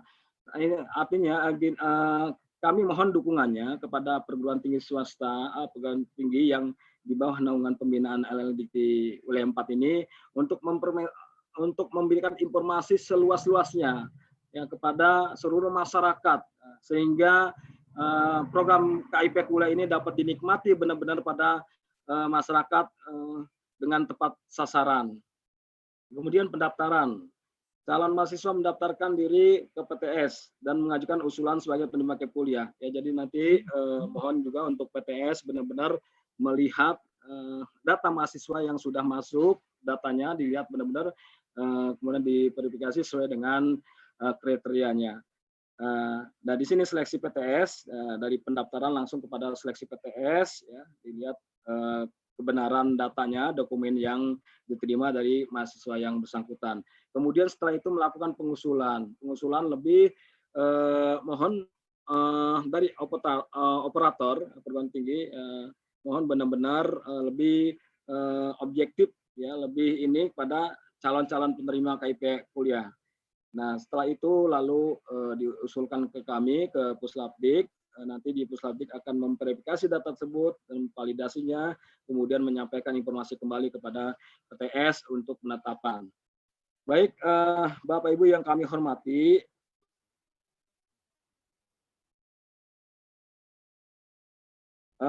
mungkin itu yang dapat kami sampaikan. Nanti di belakang kami, tadi seperti yang disampaikan oleh Pak Kapus, ada tim juga, tim-tim kami dari Puslapdik maupun dari IPB. Baik, terima kasih. Itu saja yang dapat kami sampaikan. Terima kasih. Assalamualaikum warahmatullahi wabarakatuh. Baik, terima kasih Pak Ruknan. Ibu moderator, Pak Ketua, Pak Kepala. Ya. Barangkali itu untuk sementara itu dulu penjelasan dari kami. Mungkin Ya. lebih ini lagi kalau kita tanya jawab.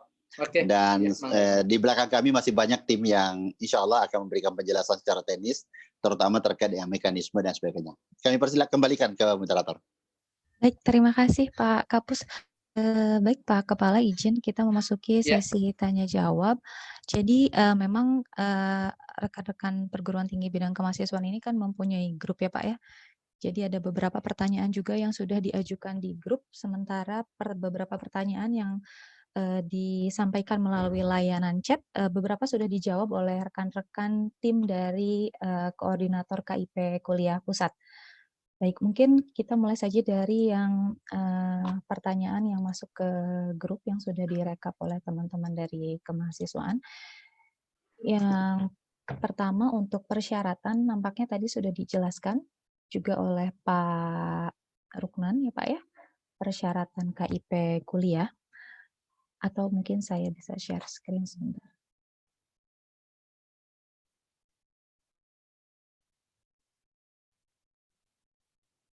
Ya, untuk pertanyaan yang pertama mengenai persyaratan KIP kuliah. Apakah untuk pendaftaran KIP kuliah harus mempunyai KIP, KKSD ini? Bisa diperbesar sedikit, persennya Baik, bisa diperbesar sedikit. Ya, persennya. Terus lagi. Oke, baik, makasih banyak. Baik. Ya, baik Pak. Ini beberapa pertanyaan yang sudah masuk, tapi ada beberapa juga yang tadi sudah terjawab Pak Kapus mengenai persyaratan Baik. KIP kuliah. Mungkin yang mulai dari sini Pak. Oke. Ya, apakah pemegang KIP tidak harus dilakukan survei ke rumah? Baik. Oke, langsung aja ya kalau gitu. Karena ini sudah ada pertanyaan dulu. Nanti kalau umpamanya ini sudah terjawab semua lantas masih ada waktu, kita buka lagi sesi tanya jawab berikutnya. Baik, Pak. Baik. Kami langsung merespon saja dulu. Mungkin saya akan berbagi dengan beberapa tim karena ada yang terkait dengan mekanisme lainnya. Nah, Bapak Ibu yang saya hormati, tadi Pak Ruknan sudah menyampaikan tahapan pendaftaran ya. Tahapan pendaftaran, jangan naik dulu layarnya, cukup sampai situ aja. Oke. Ya, oke. Sudah menyampaikan tadi tahapan-tahapan yang ada. Nah, Bapak Ibu yang saya hormati, yang pertama yang saya ingin garis bawahi dari disampaikan Pak Ruknan adalah jangka waktu. Nah, kami sebenarnya di Pusat Layanan Pembiayaan Pendidikan tidak terlalu memberikan guidance kepada teman-teman bahwa tahap pendaftaran itu seperti apa dan mekanismenya seperti apa ya. Tetapi yang terpenting adalah karena kami paham betul bahwa PTS itu terkadang membuka pendaftaran itu beberapa tahap. Tergantung dari kemampuan atau kapasitas kursi yang tersedia. Kalau belum biasanya terisi penuh, masih diperpanjang lagi pendaftaran atau dibuka lagi pendaftaran tahap sekian dan sekian dan sebagainya. Itu kami tidak tetapi yang terpenting bahwa kandidat yang diusulkan nantinya ke Pusat Layanan Pembiayaan Pendidikan untuk memperoleh KIP kuliah adalah tolong diklaster betul bahwa memang tahapan yang tidak lewat dari bulan Oktober. Jadi mahasiswa yang sudah terjaring sampai di bulan Oktober. Karena kenapa? Kalau lewat bulan Oktober, lantas itu baru diusulkan ke kami, taruhlah bulan November. pendaftaran tahap ke-10 umpamanya. Kebetulan sampai 10 tahap. Pendaftaran tahap ke-10 dimulai dari bulan Oktober sampai November. Jadi November baru ada hasil. Setelah itu baru diusulkan ke kami. Itu kami yang kesulitan nantinya. Jadi Bapak Ibu yang saya hormati, adalah hasil seleksi sampai Oktober yang diusulkan ke kami. Jadi kami menunggunya usulan itu paling akhir di akhir Oktober. Supaya kami juga punya ruang gerak untuk menyelesaikan secara administratif. Demikian juga penyelesaian pembiayaan. Karena kalau sudah lewat tahun anggaran, tidak mungkin kami bisa lakukan hal itu. Nah ini Bapak yang saya hormati, sehingga tolong kita berkomitmen betul dengan jadwal yang sudah ada. Nah, kaitannya dengan rekrutmen tadi, bagaimana survei dilakukan? Apakah ke rumah? Kondisi saat ini kalau masih seperti ini, walaupun sekarang sudah Jawa Barat sudah PSBB dan mungkin diperpanjang PSBB-nya dengan bahkan ya mungkin lebih PSBB plus gempanya. Ini tidak mungkin teman-teman untuk melakukan survei ke rumah-rumah. Nah, tentunya kita bisanya memang melihat dari aspek administratif. Nah, ini Bapak Ibu yang saya hormati. Bagaimana memastikan itu, teman-teman? Nanti mungkin secara teknis di sistem kami itu bisa langsung dicemplungkan datanya, pemadanannya ke DTKS yang ada di Kemensos. Nah, ini Bapak yang saya hormati. Jadi, Ibu Bapak yang saya hormati, intinya bahwa tidak mungkin kita lakukan hal-hal seperti itu. Jadi betul-betul dicarilah strateginya termasuk sosialisasi Ibu Bapak. Tidak mungkin Ibu Bapak goes to school umpamanya datang mengunjungi sekolah untuk melakukan sosialisasi, tidak mungkin sekarang saat ini anak-anak kita semuanya sudah belajar dari rumah. Jadi memang kondisi-kondisi seperti ini, inilah barangkali kapasitasnya perguruan tinggi swasta untuk melakukan baik mulai dari sosialisasinya sampai kepada seleksi mahasiswanya. Ini kami serahkan sepenuhnya kepada perguruan tinggi. Karena kenapa? Memastikan bahwa ini kandidat layak diusulkan kepada kami, tetap otoritasnya pada perguruan tinggi untuk memastikan bahwa anak ini memenuhi syarat atau tidak. Nah, inilah tekniknya bagaimana. Nah, Ibu Bapak yang saya hormati, berikutnya yang saya juga garis bawahi bahwa apa yang disampaikan tadi Pak Ruknan itulah kondisi yang memang perlu betul-betul kita harus jaga bersama, di mana bahwa ada pertanyaan begini juga kemarin saya dapat dari perguruan tinggi lain ya di wilayah lain. Apakah semua kriteria ini harus dipenuhi oleh mahasiswa? Jadi cukup salah satu saja. Kalau dia sudah memegang PIP waktu SMA, nggak perlu cari yang lain. Tinggal diverifikasi betul nggak PIP-nya. Penerima betul nggak, jangan sampai punya orang. Ya. Jadi itu yang harus dilengkapi betul, dicermati betul, sehingga betul-betul mendapatkan informasi yang akurat.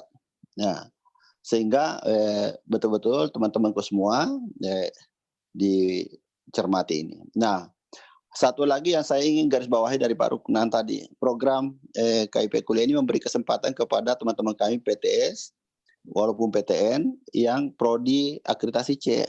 Nah, ini merupakan memang satu pertimbangan bahwa kalau kita batasi hanya sampai pada akreditasi A dan B, ini keterbatasannya luar biasa. Padahal tahun ini kan luar biasa banyaknya. Kalau kita bandingkan tahun lalu hanya 13.000, lantas tahun ini 400.000. Kalau kita tidak buka sampai C bagaimana? Kasihan nanti perguruan tinggi yang ada, yang AB saja. Tidak mungkin daya tampungnya bisa-bisa sampai 50% mahasiswanya KIP kuliah semuanya. Ini kan itu dengan sendirinya mematikan perguruan tinggi. Karena tuition fee-nya harus semuanya menyelenggarakan 2,4 umpamanya. Nah ini Bapak yang saya hormati. Jadi kita buka selebar-lebarnya, memberi kesempatan, tapi tentunya dengan pertimbangan tertentu. Nah siapa yang punya otoritas untuk menentukan minim bahwa layak apa tidaknya akreditasi C tadi adalah LLDT yang ada di wilayah masing-masing. Karena kami terlalu jauh rentang kendali. Yang tahu persis kinerja PTS itu adalah LLDT. Walaupun kami beri umpamanya penegasan kriteria umum bahwa minimal prodinya sudah meluluskan mahasiswa minimal 1 kali lah, supaya track record akademiknya sudah jelas. Nah ini Bapak yang saya hormati, teman-teman kami di LLDikti sudah punya tentunya kriteria tertentu karena pasti sudah memiliki laporan akademik maupun non akademik. Terbegitu juga yang bermasalah dari aspek akademik non akademik tentu dia sudah punya catatan-catatan tertentu. Tapi kami sangat mendorong bahwa semua yang memang memenuhi syarat didorong seluas-luasnya sehingga saudara-saudara kami di Jawa Barat bisa ikut berpartisipasi menyelenggarakan program ini. Nah ini Bapak yang saya hormati, selebihnya saya pertanyaan-pertanyaan lebih teknis saya berikan kepada teman-teman kami tim. Ada di belakang saya lihat udah Pak Yon udah bergabung juga dan teman-teman lainnya. Silakan siapa yang ingin menambahkan, mengambil Pak. Halo. Ya. Pak Yon. Baik, mohon izin Pak Sony, Pak. Ya, oh Pak Sony, silakan Pak Sony. Baik, terima kasih Pak Kahar yang saya hormati, Prof. Uman, kemudian Pak Ruknan, serta pimpinan perguruan tinggi yang saya hormati juga. Mungkin untuk terkait dengan hal teknis, ini mungkin ada di bagian bawah Mbak ya, tadi. Ya. Yang pertama ini berkenaan dengan, sebentar, oke.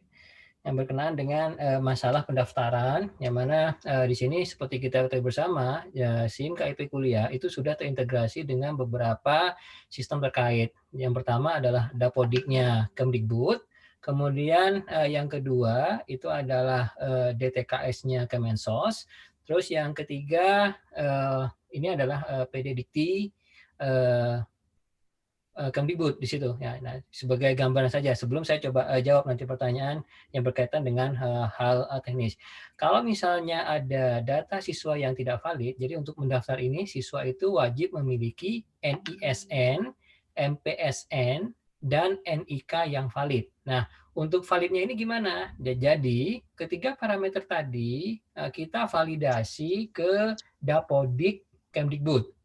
Jadi untuk memastikan bahwa ini memang merupakan siswa yang valid. Nah, permasalahan yang sering muncul terkait dengan validasi ke Dapodik itu adalah yang pertama, NISN tidak terdaftar. Ini bisa jadi siswanya itu sudah lulus, terutama untuk yang angkatan lulusan tahun 2018 dan 2019. Oleh sebab itu, mohon akses ke web KIP kuliah. Sudah kami sediakan link untuk melakukan perbaikan atau verifikasi data, verval data di situ. Itu yang pertama. Kemudian masalah yang juga sering muncul, ini berkenaan dengan NIK invalid. Ini ada di bagian bawah, Mbak. Maaf rekapnya, Mbak. Oke, jadi untuk yang NIK invalid, ini juga sebagai tambahan, ini kita juga validasi ke Dapodiknya Kemdikbud. Jadi mohon juga diajukan, ya, kalau mekanisme normalnya kan siswa kontak operator Dapodik sekolah untuk update ke Dapodik Kemdikbud. Tapi di web KIP kuliah kita juga sudah sediakan di situ link untuk melakukan verify ataupun updating data. Kemudian yang kedua berkenaan dengan username dan email mahasiswa yang lupa gitu kan. Nah, ini sebenarnya sih operator PT bisa mengakses di web KIP kuliah. Sebagai informasi untuk mahasiswa yang nantinya akan diterima KIP kuliah tahun ini itu kita tidak menggunakan web bidik misi. Kita sudah punya web lagi seperti yang ada di materi pemaparan Pak Kahar dan Pak Ruknan di situ, yaitu adalah kip-kuliah.kemdikbud.go.id. Itu untuk yang umum. Kalau yang operator ada /SIM gitu kan, sama halnya seperti pada bidik misi kemarin. Jadi kalau lupa, siswanya bisa langsung menanyakan di helpdesk kami. Jadi di web itu bagian pojok kanan bawah ada button Bisa warna diulang, hijau. Pak? Ya, tulisannya apa? KIP, biar saya tulis. Alamat. KIP kuliah. Garis datar. Strip, Mbak, strip. Iya. Nanti ini bisa mungkin dicek di materi pemaparan Pak Kahar dan Pak Rukman, Pak ya. Biasanya kita share. Ya, oke. Ada di itu, Mbak. Nanti tinggal diakses saja. Jadi intinya bisa menanyakan di helpdesk kami, atau kalau misalnya itu sudah ada di perguruan tinggi, operator perguruan tinggi bisa ngecek ke SIM KIP kuliah. Kemudian yang ketiga, ini siswa tidak bisa memilih menu seleksi. Jadi ada dua opsi. Ya, kenapa menu seleksi ini tidak muncul? Yang pertama, berkas belum lengkap. Jadi kalau berkas belum lengkap, siswa tadi belum bisa mengikuti jalur seleksi apapun. Itu yang pertama. Opsi yang kedua, bisa jadi periode pendaftaran seleksi itu belum dibuka atau sudah ditutup. Sebagai contoh sekarang, untuk yang seleksi mandiri, baik itu PTN, PTS kan pelaksananya masih belum. Jadi kalau siswa itu cari mau daftar itu belum ada, memang belum kami buka. gitu kan ya. Kemudian kalau misalnya mau daftar seleksi UTBK atau SBMPTN di situ ataupun UMPN, ini kan juga belum juga. Memang kami belum buka gitu. Tapi kalau misalnya kemarin waktu SNMPTN ataupun SNMPN siswa itu mau pilih seleksi tetapi nggak bisa, kemungkinan besar karena berkasnya belum lengkap. Itu kemudian pertanyaan berikutnya, ini masalah NIK tadi sudah saya sampaikan karena kita validasi ke Dapodik. Jadi mungkin mohon diupdate data di Dapodik Kemdikbud. Kemudian juga sebagai informasi juga, NIK ini kami gunakan untuk memperoleh informasi berkenaan dengan sosioekonomi dari siswanya. Jadi kita cek ke DTKS, sebagaimana kita ketahui, untuk siswa ataupun keluarga siswa yang termasuk dalam kategori tidak mampu, itu berada di desil lebih kecil sama dengan 4. Atau di sistem KIP kuliah, kita gunakan persentil. Berarti lebih kecil sama dengan 40 di situ. Untuk yang tidak memenuhi persyaratan desil, apakah bisa mendaftar? Masih bisa mendaftar. Jadi kita gunakan di sini parameter penghasilan orang tua. Untuk penghasilan orang tua sama seperti pada bidik misi tahun lalu. Kemudian untuk akun pengelola ini bisa menggunakan akun yang sama seperti bidik misi. Jadi kita berikan akses itu adalah sama seperti akun operator di bidik misi kemarin.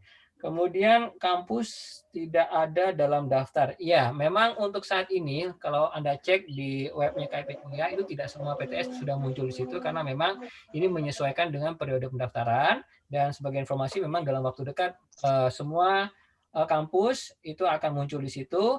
Semua prodi yang memenuhi kriteria A, B, C itu juga akan muncul di situ.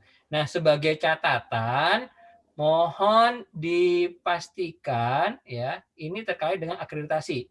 Karena sebagai sumber data SIM KIP Kuliah di sini kita ngeceknya ke web PD Dikti. Yang mana PD Dikti itu memperoleh data dari web BAN PT. Jadi nanti mungkin perguruan tinggi bisa langsung menelusur ya ke web PD Dikti ataupun ke web BAN PT. Kemudian untuk mekanisme pelaporan IPK untuk semester ini masih paralel, jadi bisa dilakukan di SIM 3PM dan sekaligus juga melatih untuk mengupdate di PD Dikti.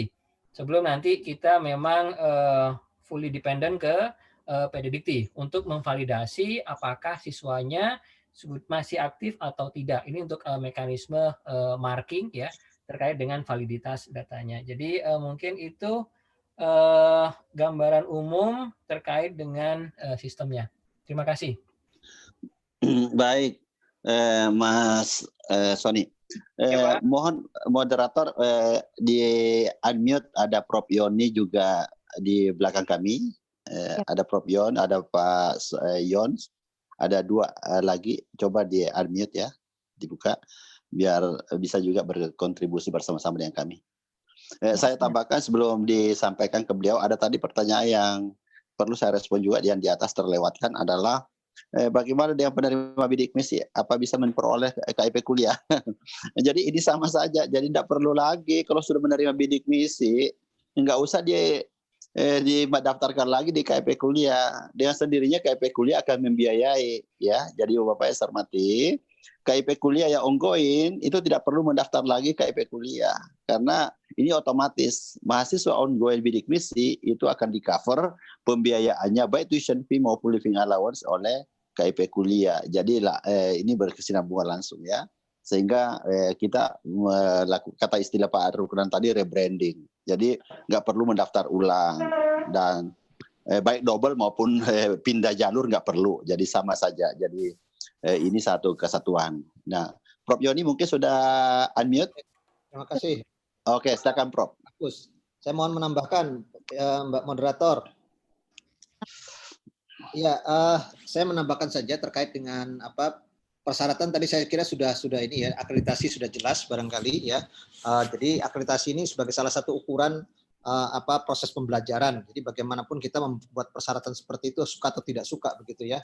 kita harus memberikan persyaratan seperti itu. Jadi mohon diperhatikan juga. Yang kedua, kalau misalnya KIP tidak punya KIP, KKS, kemudian yang lainnya tidak ada, bisa direkomendasikan oleh perguruan tinggi. Syarat miskinnya seperti apa? Ya silakan saja diinikan dengan ini selama dikatakan miskin. Tetapi kalau misalnya perlu verifikasi seperti yang tadi katakan Pak Kapus, mungkin agak sulit dalam PSBB ini, ya mungkin diyakinkan saja bahwa memang sesuai dengan persyaratan. Ada beberapa penerima KIP pada sekolah menengah dulu, mungkin sekarang sudah layak, tidak lagi memenuhi syarat sebagai miskin. Karenanya sebetulnya saya ingin menginformasikan saja, di wilayah lain, di provinsi lain, itu ada temuan dari BPKP yang mengatakan bahwa mahasiswa tersebut sesungguhnya tidak layak menerima bidik misi, menerima KIP bidik misi pada waktu itu, tapi dia punya KIP. Karena pada waktu itu kebijakan dari Pak Dirjen, kalau punya KIP tidak usah diverifikasi. Nah sekarang saya sih mengusulkan agar diverifikasi juga. Kalau memang mahasiswa itu sudah layak, karena di KIP juga kan ada ininya ada peningkatan kesejahteraan. Kalau kesejahteraan sudah meningkat dan sudah layak untuk bisa mandiri, mestinya bisa dialihkan pada mahasiswa lain yang membutuhkan. Nah, ini yang hal-hal seperti itu yang mungkin menjadi perhatian dari LL Dikti begitu ya, agar bisa diperhatikan lagi. Kemudian mengenai pelaporan, saya ingin mengingatkan lagi kembali kepada apa yang sudah diinikan oleh Pak Kapus dan Pak Ruknan tadi. Mungkin ke depan pelaporannya harus lebih terstruktur agar supaya pelaporan terutama mengenai IPK ya, itu harus jelas. Memang kita minta nanti ada semacam kontrak kinerja dengan mahasiswa ya. Sesungguhnya IPK itu menjadi penting. Kita ingin harapkan mahasiswa KIP kuliah itu IPK-nya di atas rata-rata, paling tidak di atas 2,5 atau bahkan 3,5 gitu, 3. Tetapi pada prinsipnya sebetulnya saya ini kan dengan Pak Kapus, kalau kita merujuk pada persyaratan IPK itu kan 2,0 saja sudah lulus jadi sarjana.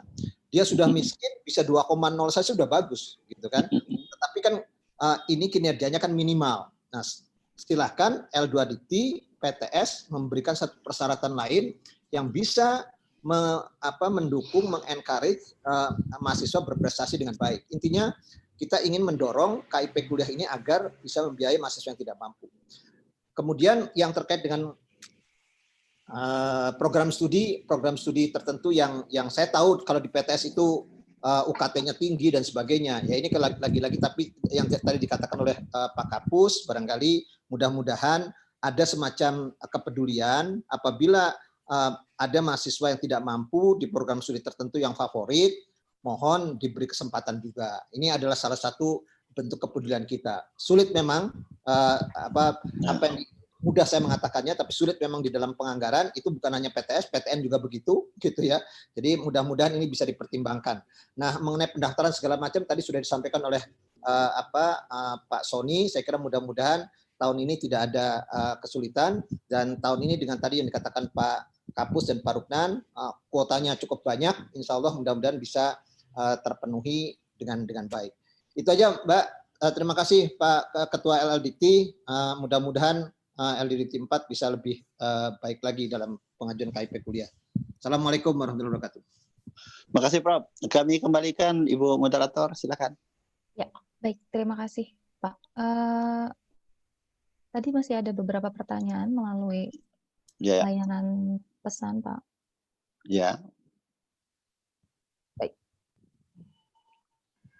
Yang belum terjawab sama sekali. Ya. Rata-rata sih sebetulnya ada yang perguruan tinggi baru, mungkin ini nanti dijawabnya oleh Pak Kepala ya Pak ya. Jadi mungkin perguruan tinggi baru yang baru mau mengajukan sebagai penyelenggara KIP kuliah, kan harus mengajukan ke LLDIK ya Pak ya untuk prosedurnya. Okay. Baik, nanti Pak Kepala aja lah yang teknis internalnya. Oke. Ya mungkin ada arahan Pak, silakan. Pak Kepala. Ya. Kapus Pak Ruknan dan teman-teman dari Kemendikbud yang sudah memberikan penjelasan yang lebih rinci, dan mudah-mudahan teman-teman dari PTS juga bisa memahami betul. Nah, bagi prodi baru atau kemungkinan prodi baru atau kampus baru apabila kampus ini, prodi ini, katakan saja prodi terutama, dibuka setelah 28 Januari, itu kan sudah otomatis memiliki akreditasi. Jadi sejak Permen nomor 5 tahun 2020 dan peraturan Ban PT nomor 1 2020, di situ tertulis bahwa bagi prodi yang izin operasionalnya diterbitkan di atas 28 Januari 2020, maka secara otomatis begitu kelahirannya sudah dibekali dengan akreditasi peringkat baik. Gitu. Jadi untuk prodi baru tidak ada masalah untuk mengajukan itu. Gitu. Nah, hanya permasalahannya adalah bagi prodi yang izin operasionalnya sebelum 2020 dan dalam proses pengajuan akreditasi, artinya kan belum memiliki akreditasi.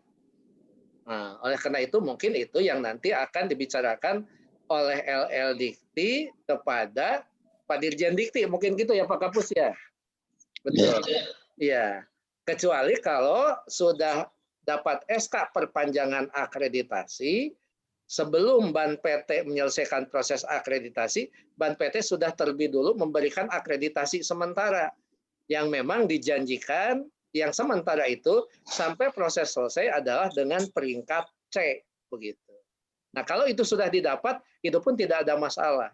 Jadi bagi teman-teman yang belum mendapatkan SK, apakah SK akreditasi baru atau perpanjangan akreditasi, maka silakan saja nanti berkoordinasi dengan LL Dikti, terutama dengan bagian kelembagaan dan sistem informasi. Saya pikir itu Pak Kapus yang bisa saya sampaikan. Saya pikir itu bisa diatur ya. Mungkin ada satu yang saya ingin garis bawahi Pak Umar. Ya silakan. Ya, karena gini Prof, memang kami memberikan hak ya prerogatifnya kepada LL Dikti untuk menentukan PTS mana yang layak menyelenggarakan program ini. Seperti yang saya katakan tadi bahwa penilaian kinerja terhadap PTS tentunya yang lebih dekat dan yang lebih punya kompetensi untuk menilai itu adalah LL Dikti. Nah, tapi satu catatan kami yang kami mengharapkan bahwa salah satu ukuran berkinerja baik itu adalah prodi yang sudah menamatkan mahasiswa. Nah, ini barangkali perlu menjadi dipertimbangkan Prof. Uma, karena salah satu indikasi kalau kita mengatakan bahwa berkinerja baik, itu kan tentu sudah ada rekam jejak yang harus kita lihat. Nah, ini barangkali yang perlu kita pertimbangkan karena kami sangat berharap bahwa perguruan tinggi yang menyelenggarakan adalah memang perguruan tinggi yang berkinerja baik, baik secara akademik maupun non-akademik, Prof. Oke. Ya. Ya, baik. Silakan Mbak. Pak Kapus, terima kasih dan rekan-rekan dari koordinator KIP kuliah lainnya, Pak Kepala. Ya. Mungkin itu saja yang baik.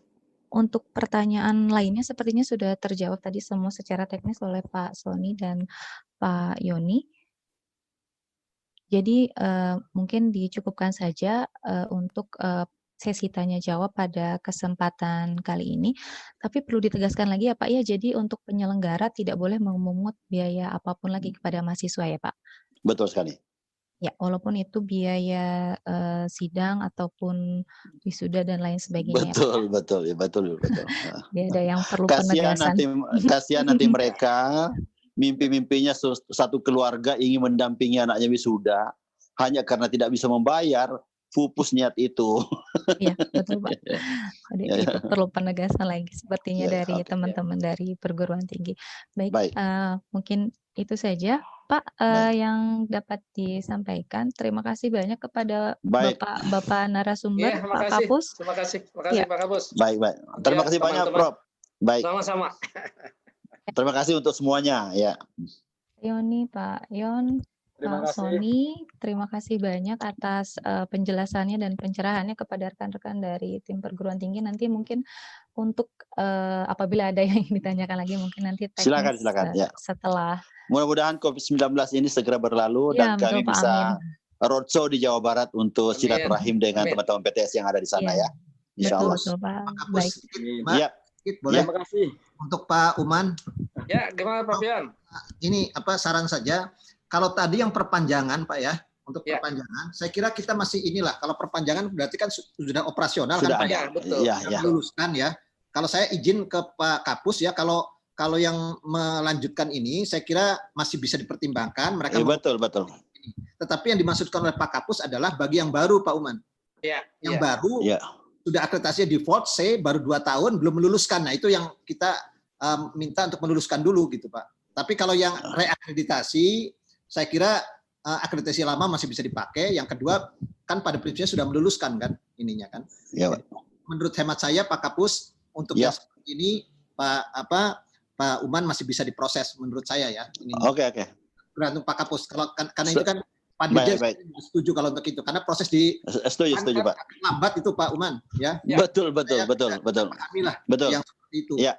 Jadi Ya. saya mohon izin Pak Kapus kalau yang seperti Betul. itu sih, saya sarankan bisa diloloskan saja. Gitu. Setuju Pak, setuju. Reakreditasi tidak menghambat. Ya. Ya, tidak menghambat. Kecuali yang baru betul-betul belum luluskan gitu. Itu yang barangkali. Betul. Ya. Proses pelajaran dulu. Saya kira itu Pak Kapus, Pak Uman. Terima kasih. Ya, baik. Oke. Pak, terima kasih. Baik, terima kasih Pak Yoni. Baik Bapak dan Ibu peserta conference, mungkin itu saja yang dapat kami sampaikan mengenai sosialisasi kebijakan KIP kuliah pada sore hari ini. Memang sangat menarik sekali. Banyak sekali yang bertanya Pak melalui media sosial maupun media Baik, lainnya baik. mengenai KIP kuliah ini. Jadi ini sangat mencerahkan sekali bagi rekan-rekan di perguruan tinggi. Terima kasih banyak sekali lagi kepada Bapak-Bapak narasumber, Pak Kapus, Pak Yoni, Pak Soni, Pak Yon, dan lainnya yang Ya. tidak bisa saya sebutkan satu persatu, kepada Pak Kepala juga. Terima kasih juga kepada Bapak dan Ibu peserta video conference atas partisipasinya. Kami ingatkan kembali nanti mungkin materi-materi dari narasumber pada siang hari ini akan kami share melalui grup di kemahasiswaan. Jadi jangan khawatir kepada Bapak Baik. dan Ibu. Sekali lagi Bapak dan Ibu saya ingatkan kembali untuk wajib mengisi daftar hadir melalui link yang telah kami sampaikan tadi pada layanan chat. Mungkin itu saja yang dapat kami sampaikan. Kami sekali lagi mohon maaf apabila ada hal-hal yang atau perkataan yang kurang berkenan pada pelaksanaan video conference ini. Terima kasih. Wabillahi taufik wal hidayah. Wassalamualaikum warahmatullahi wabarakatuh. Waalaikumsalam warahmatullahi wabarakatuh. Terima kasih semuanya. Ya, terima kasih. Terima kasih. Selamat Baik, menjalankan terima kasih ibadah banyak. puasa. Amin. Sama Pak. Assalamualaikum. Waalaikumsalam warahmatullahi wabarakatuh.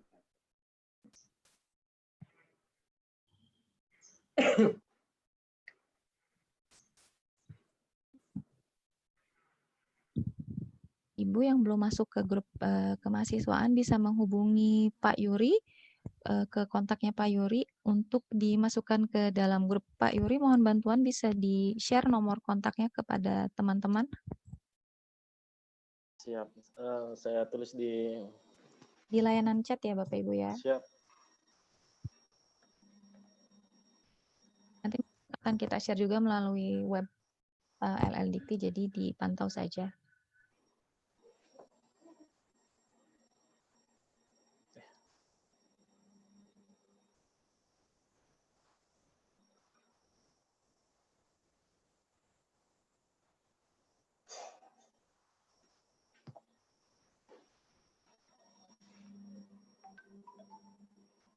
Ya, sudah ada ya Bapak Ibu?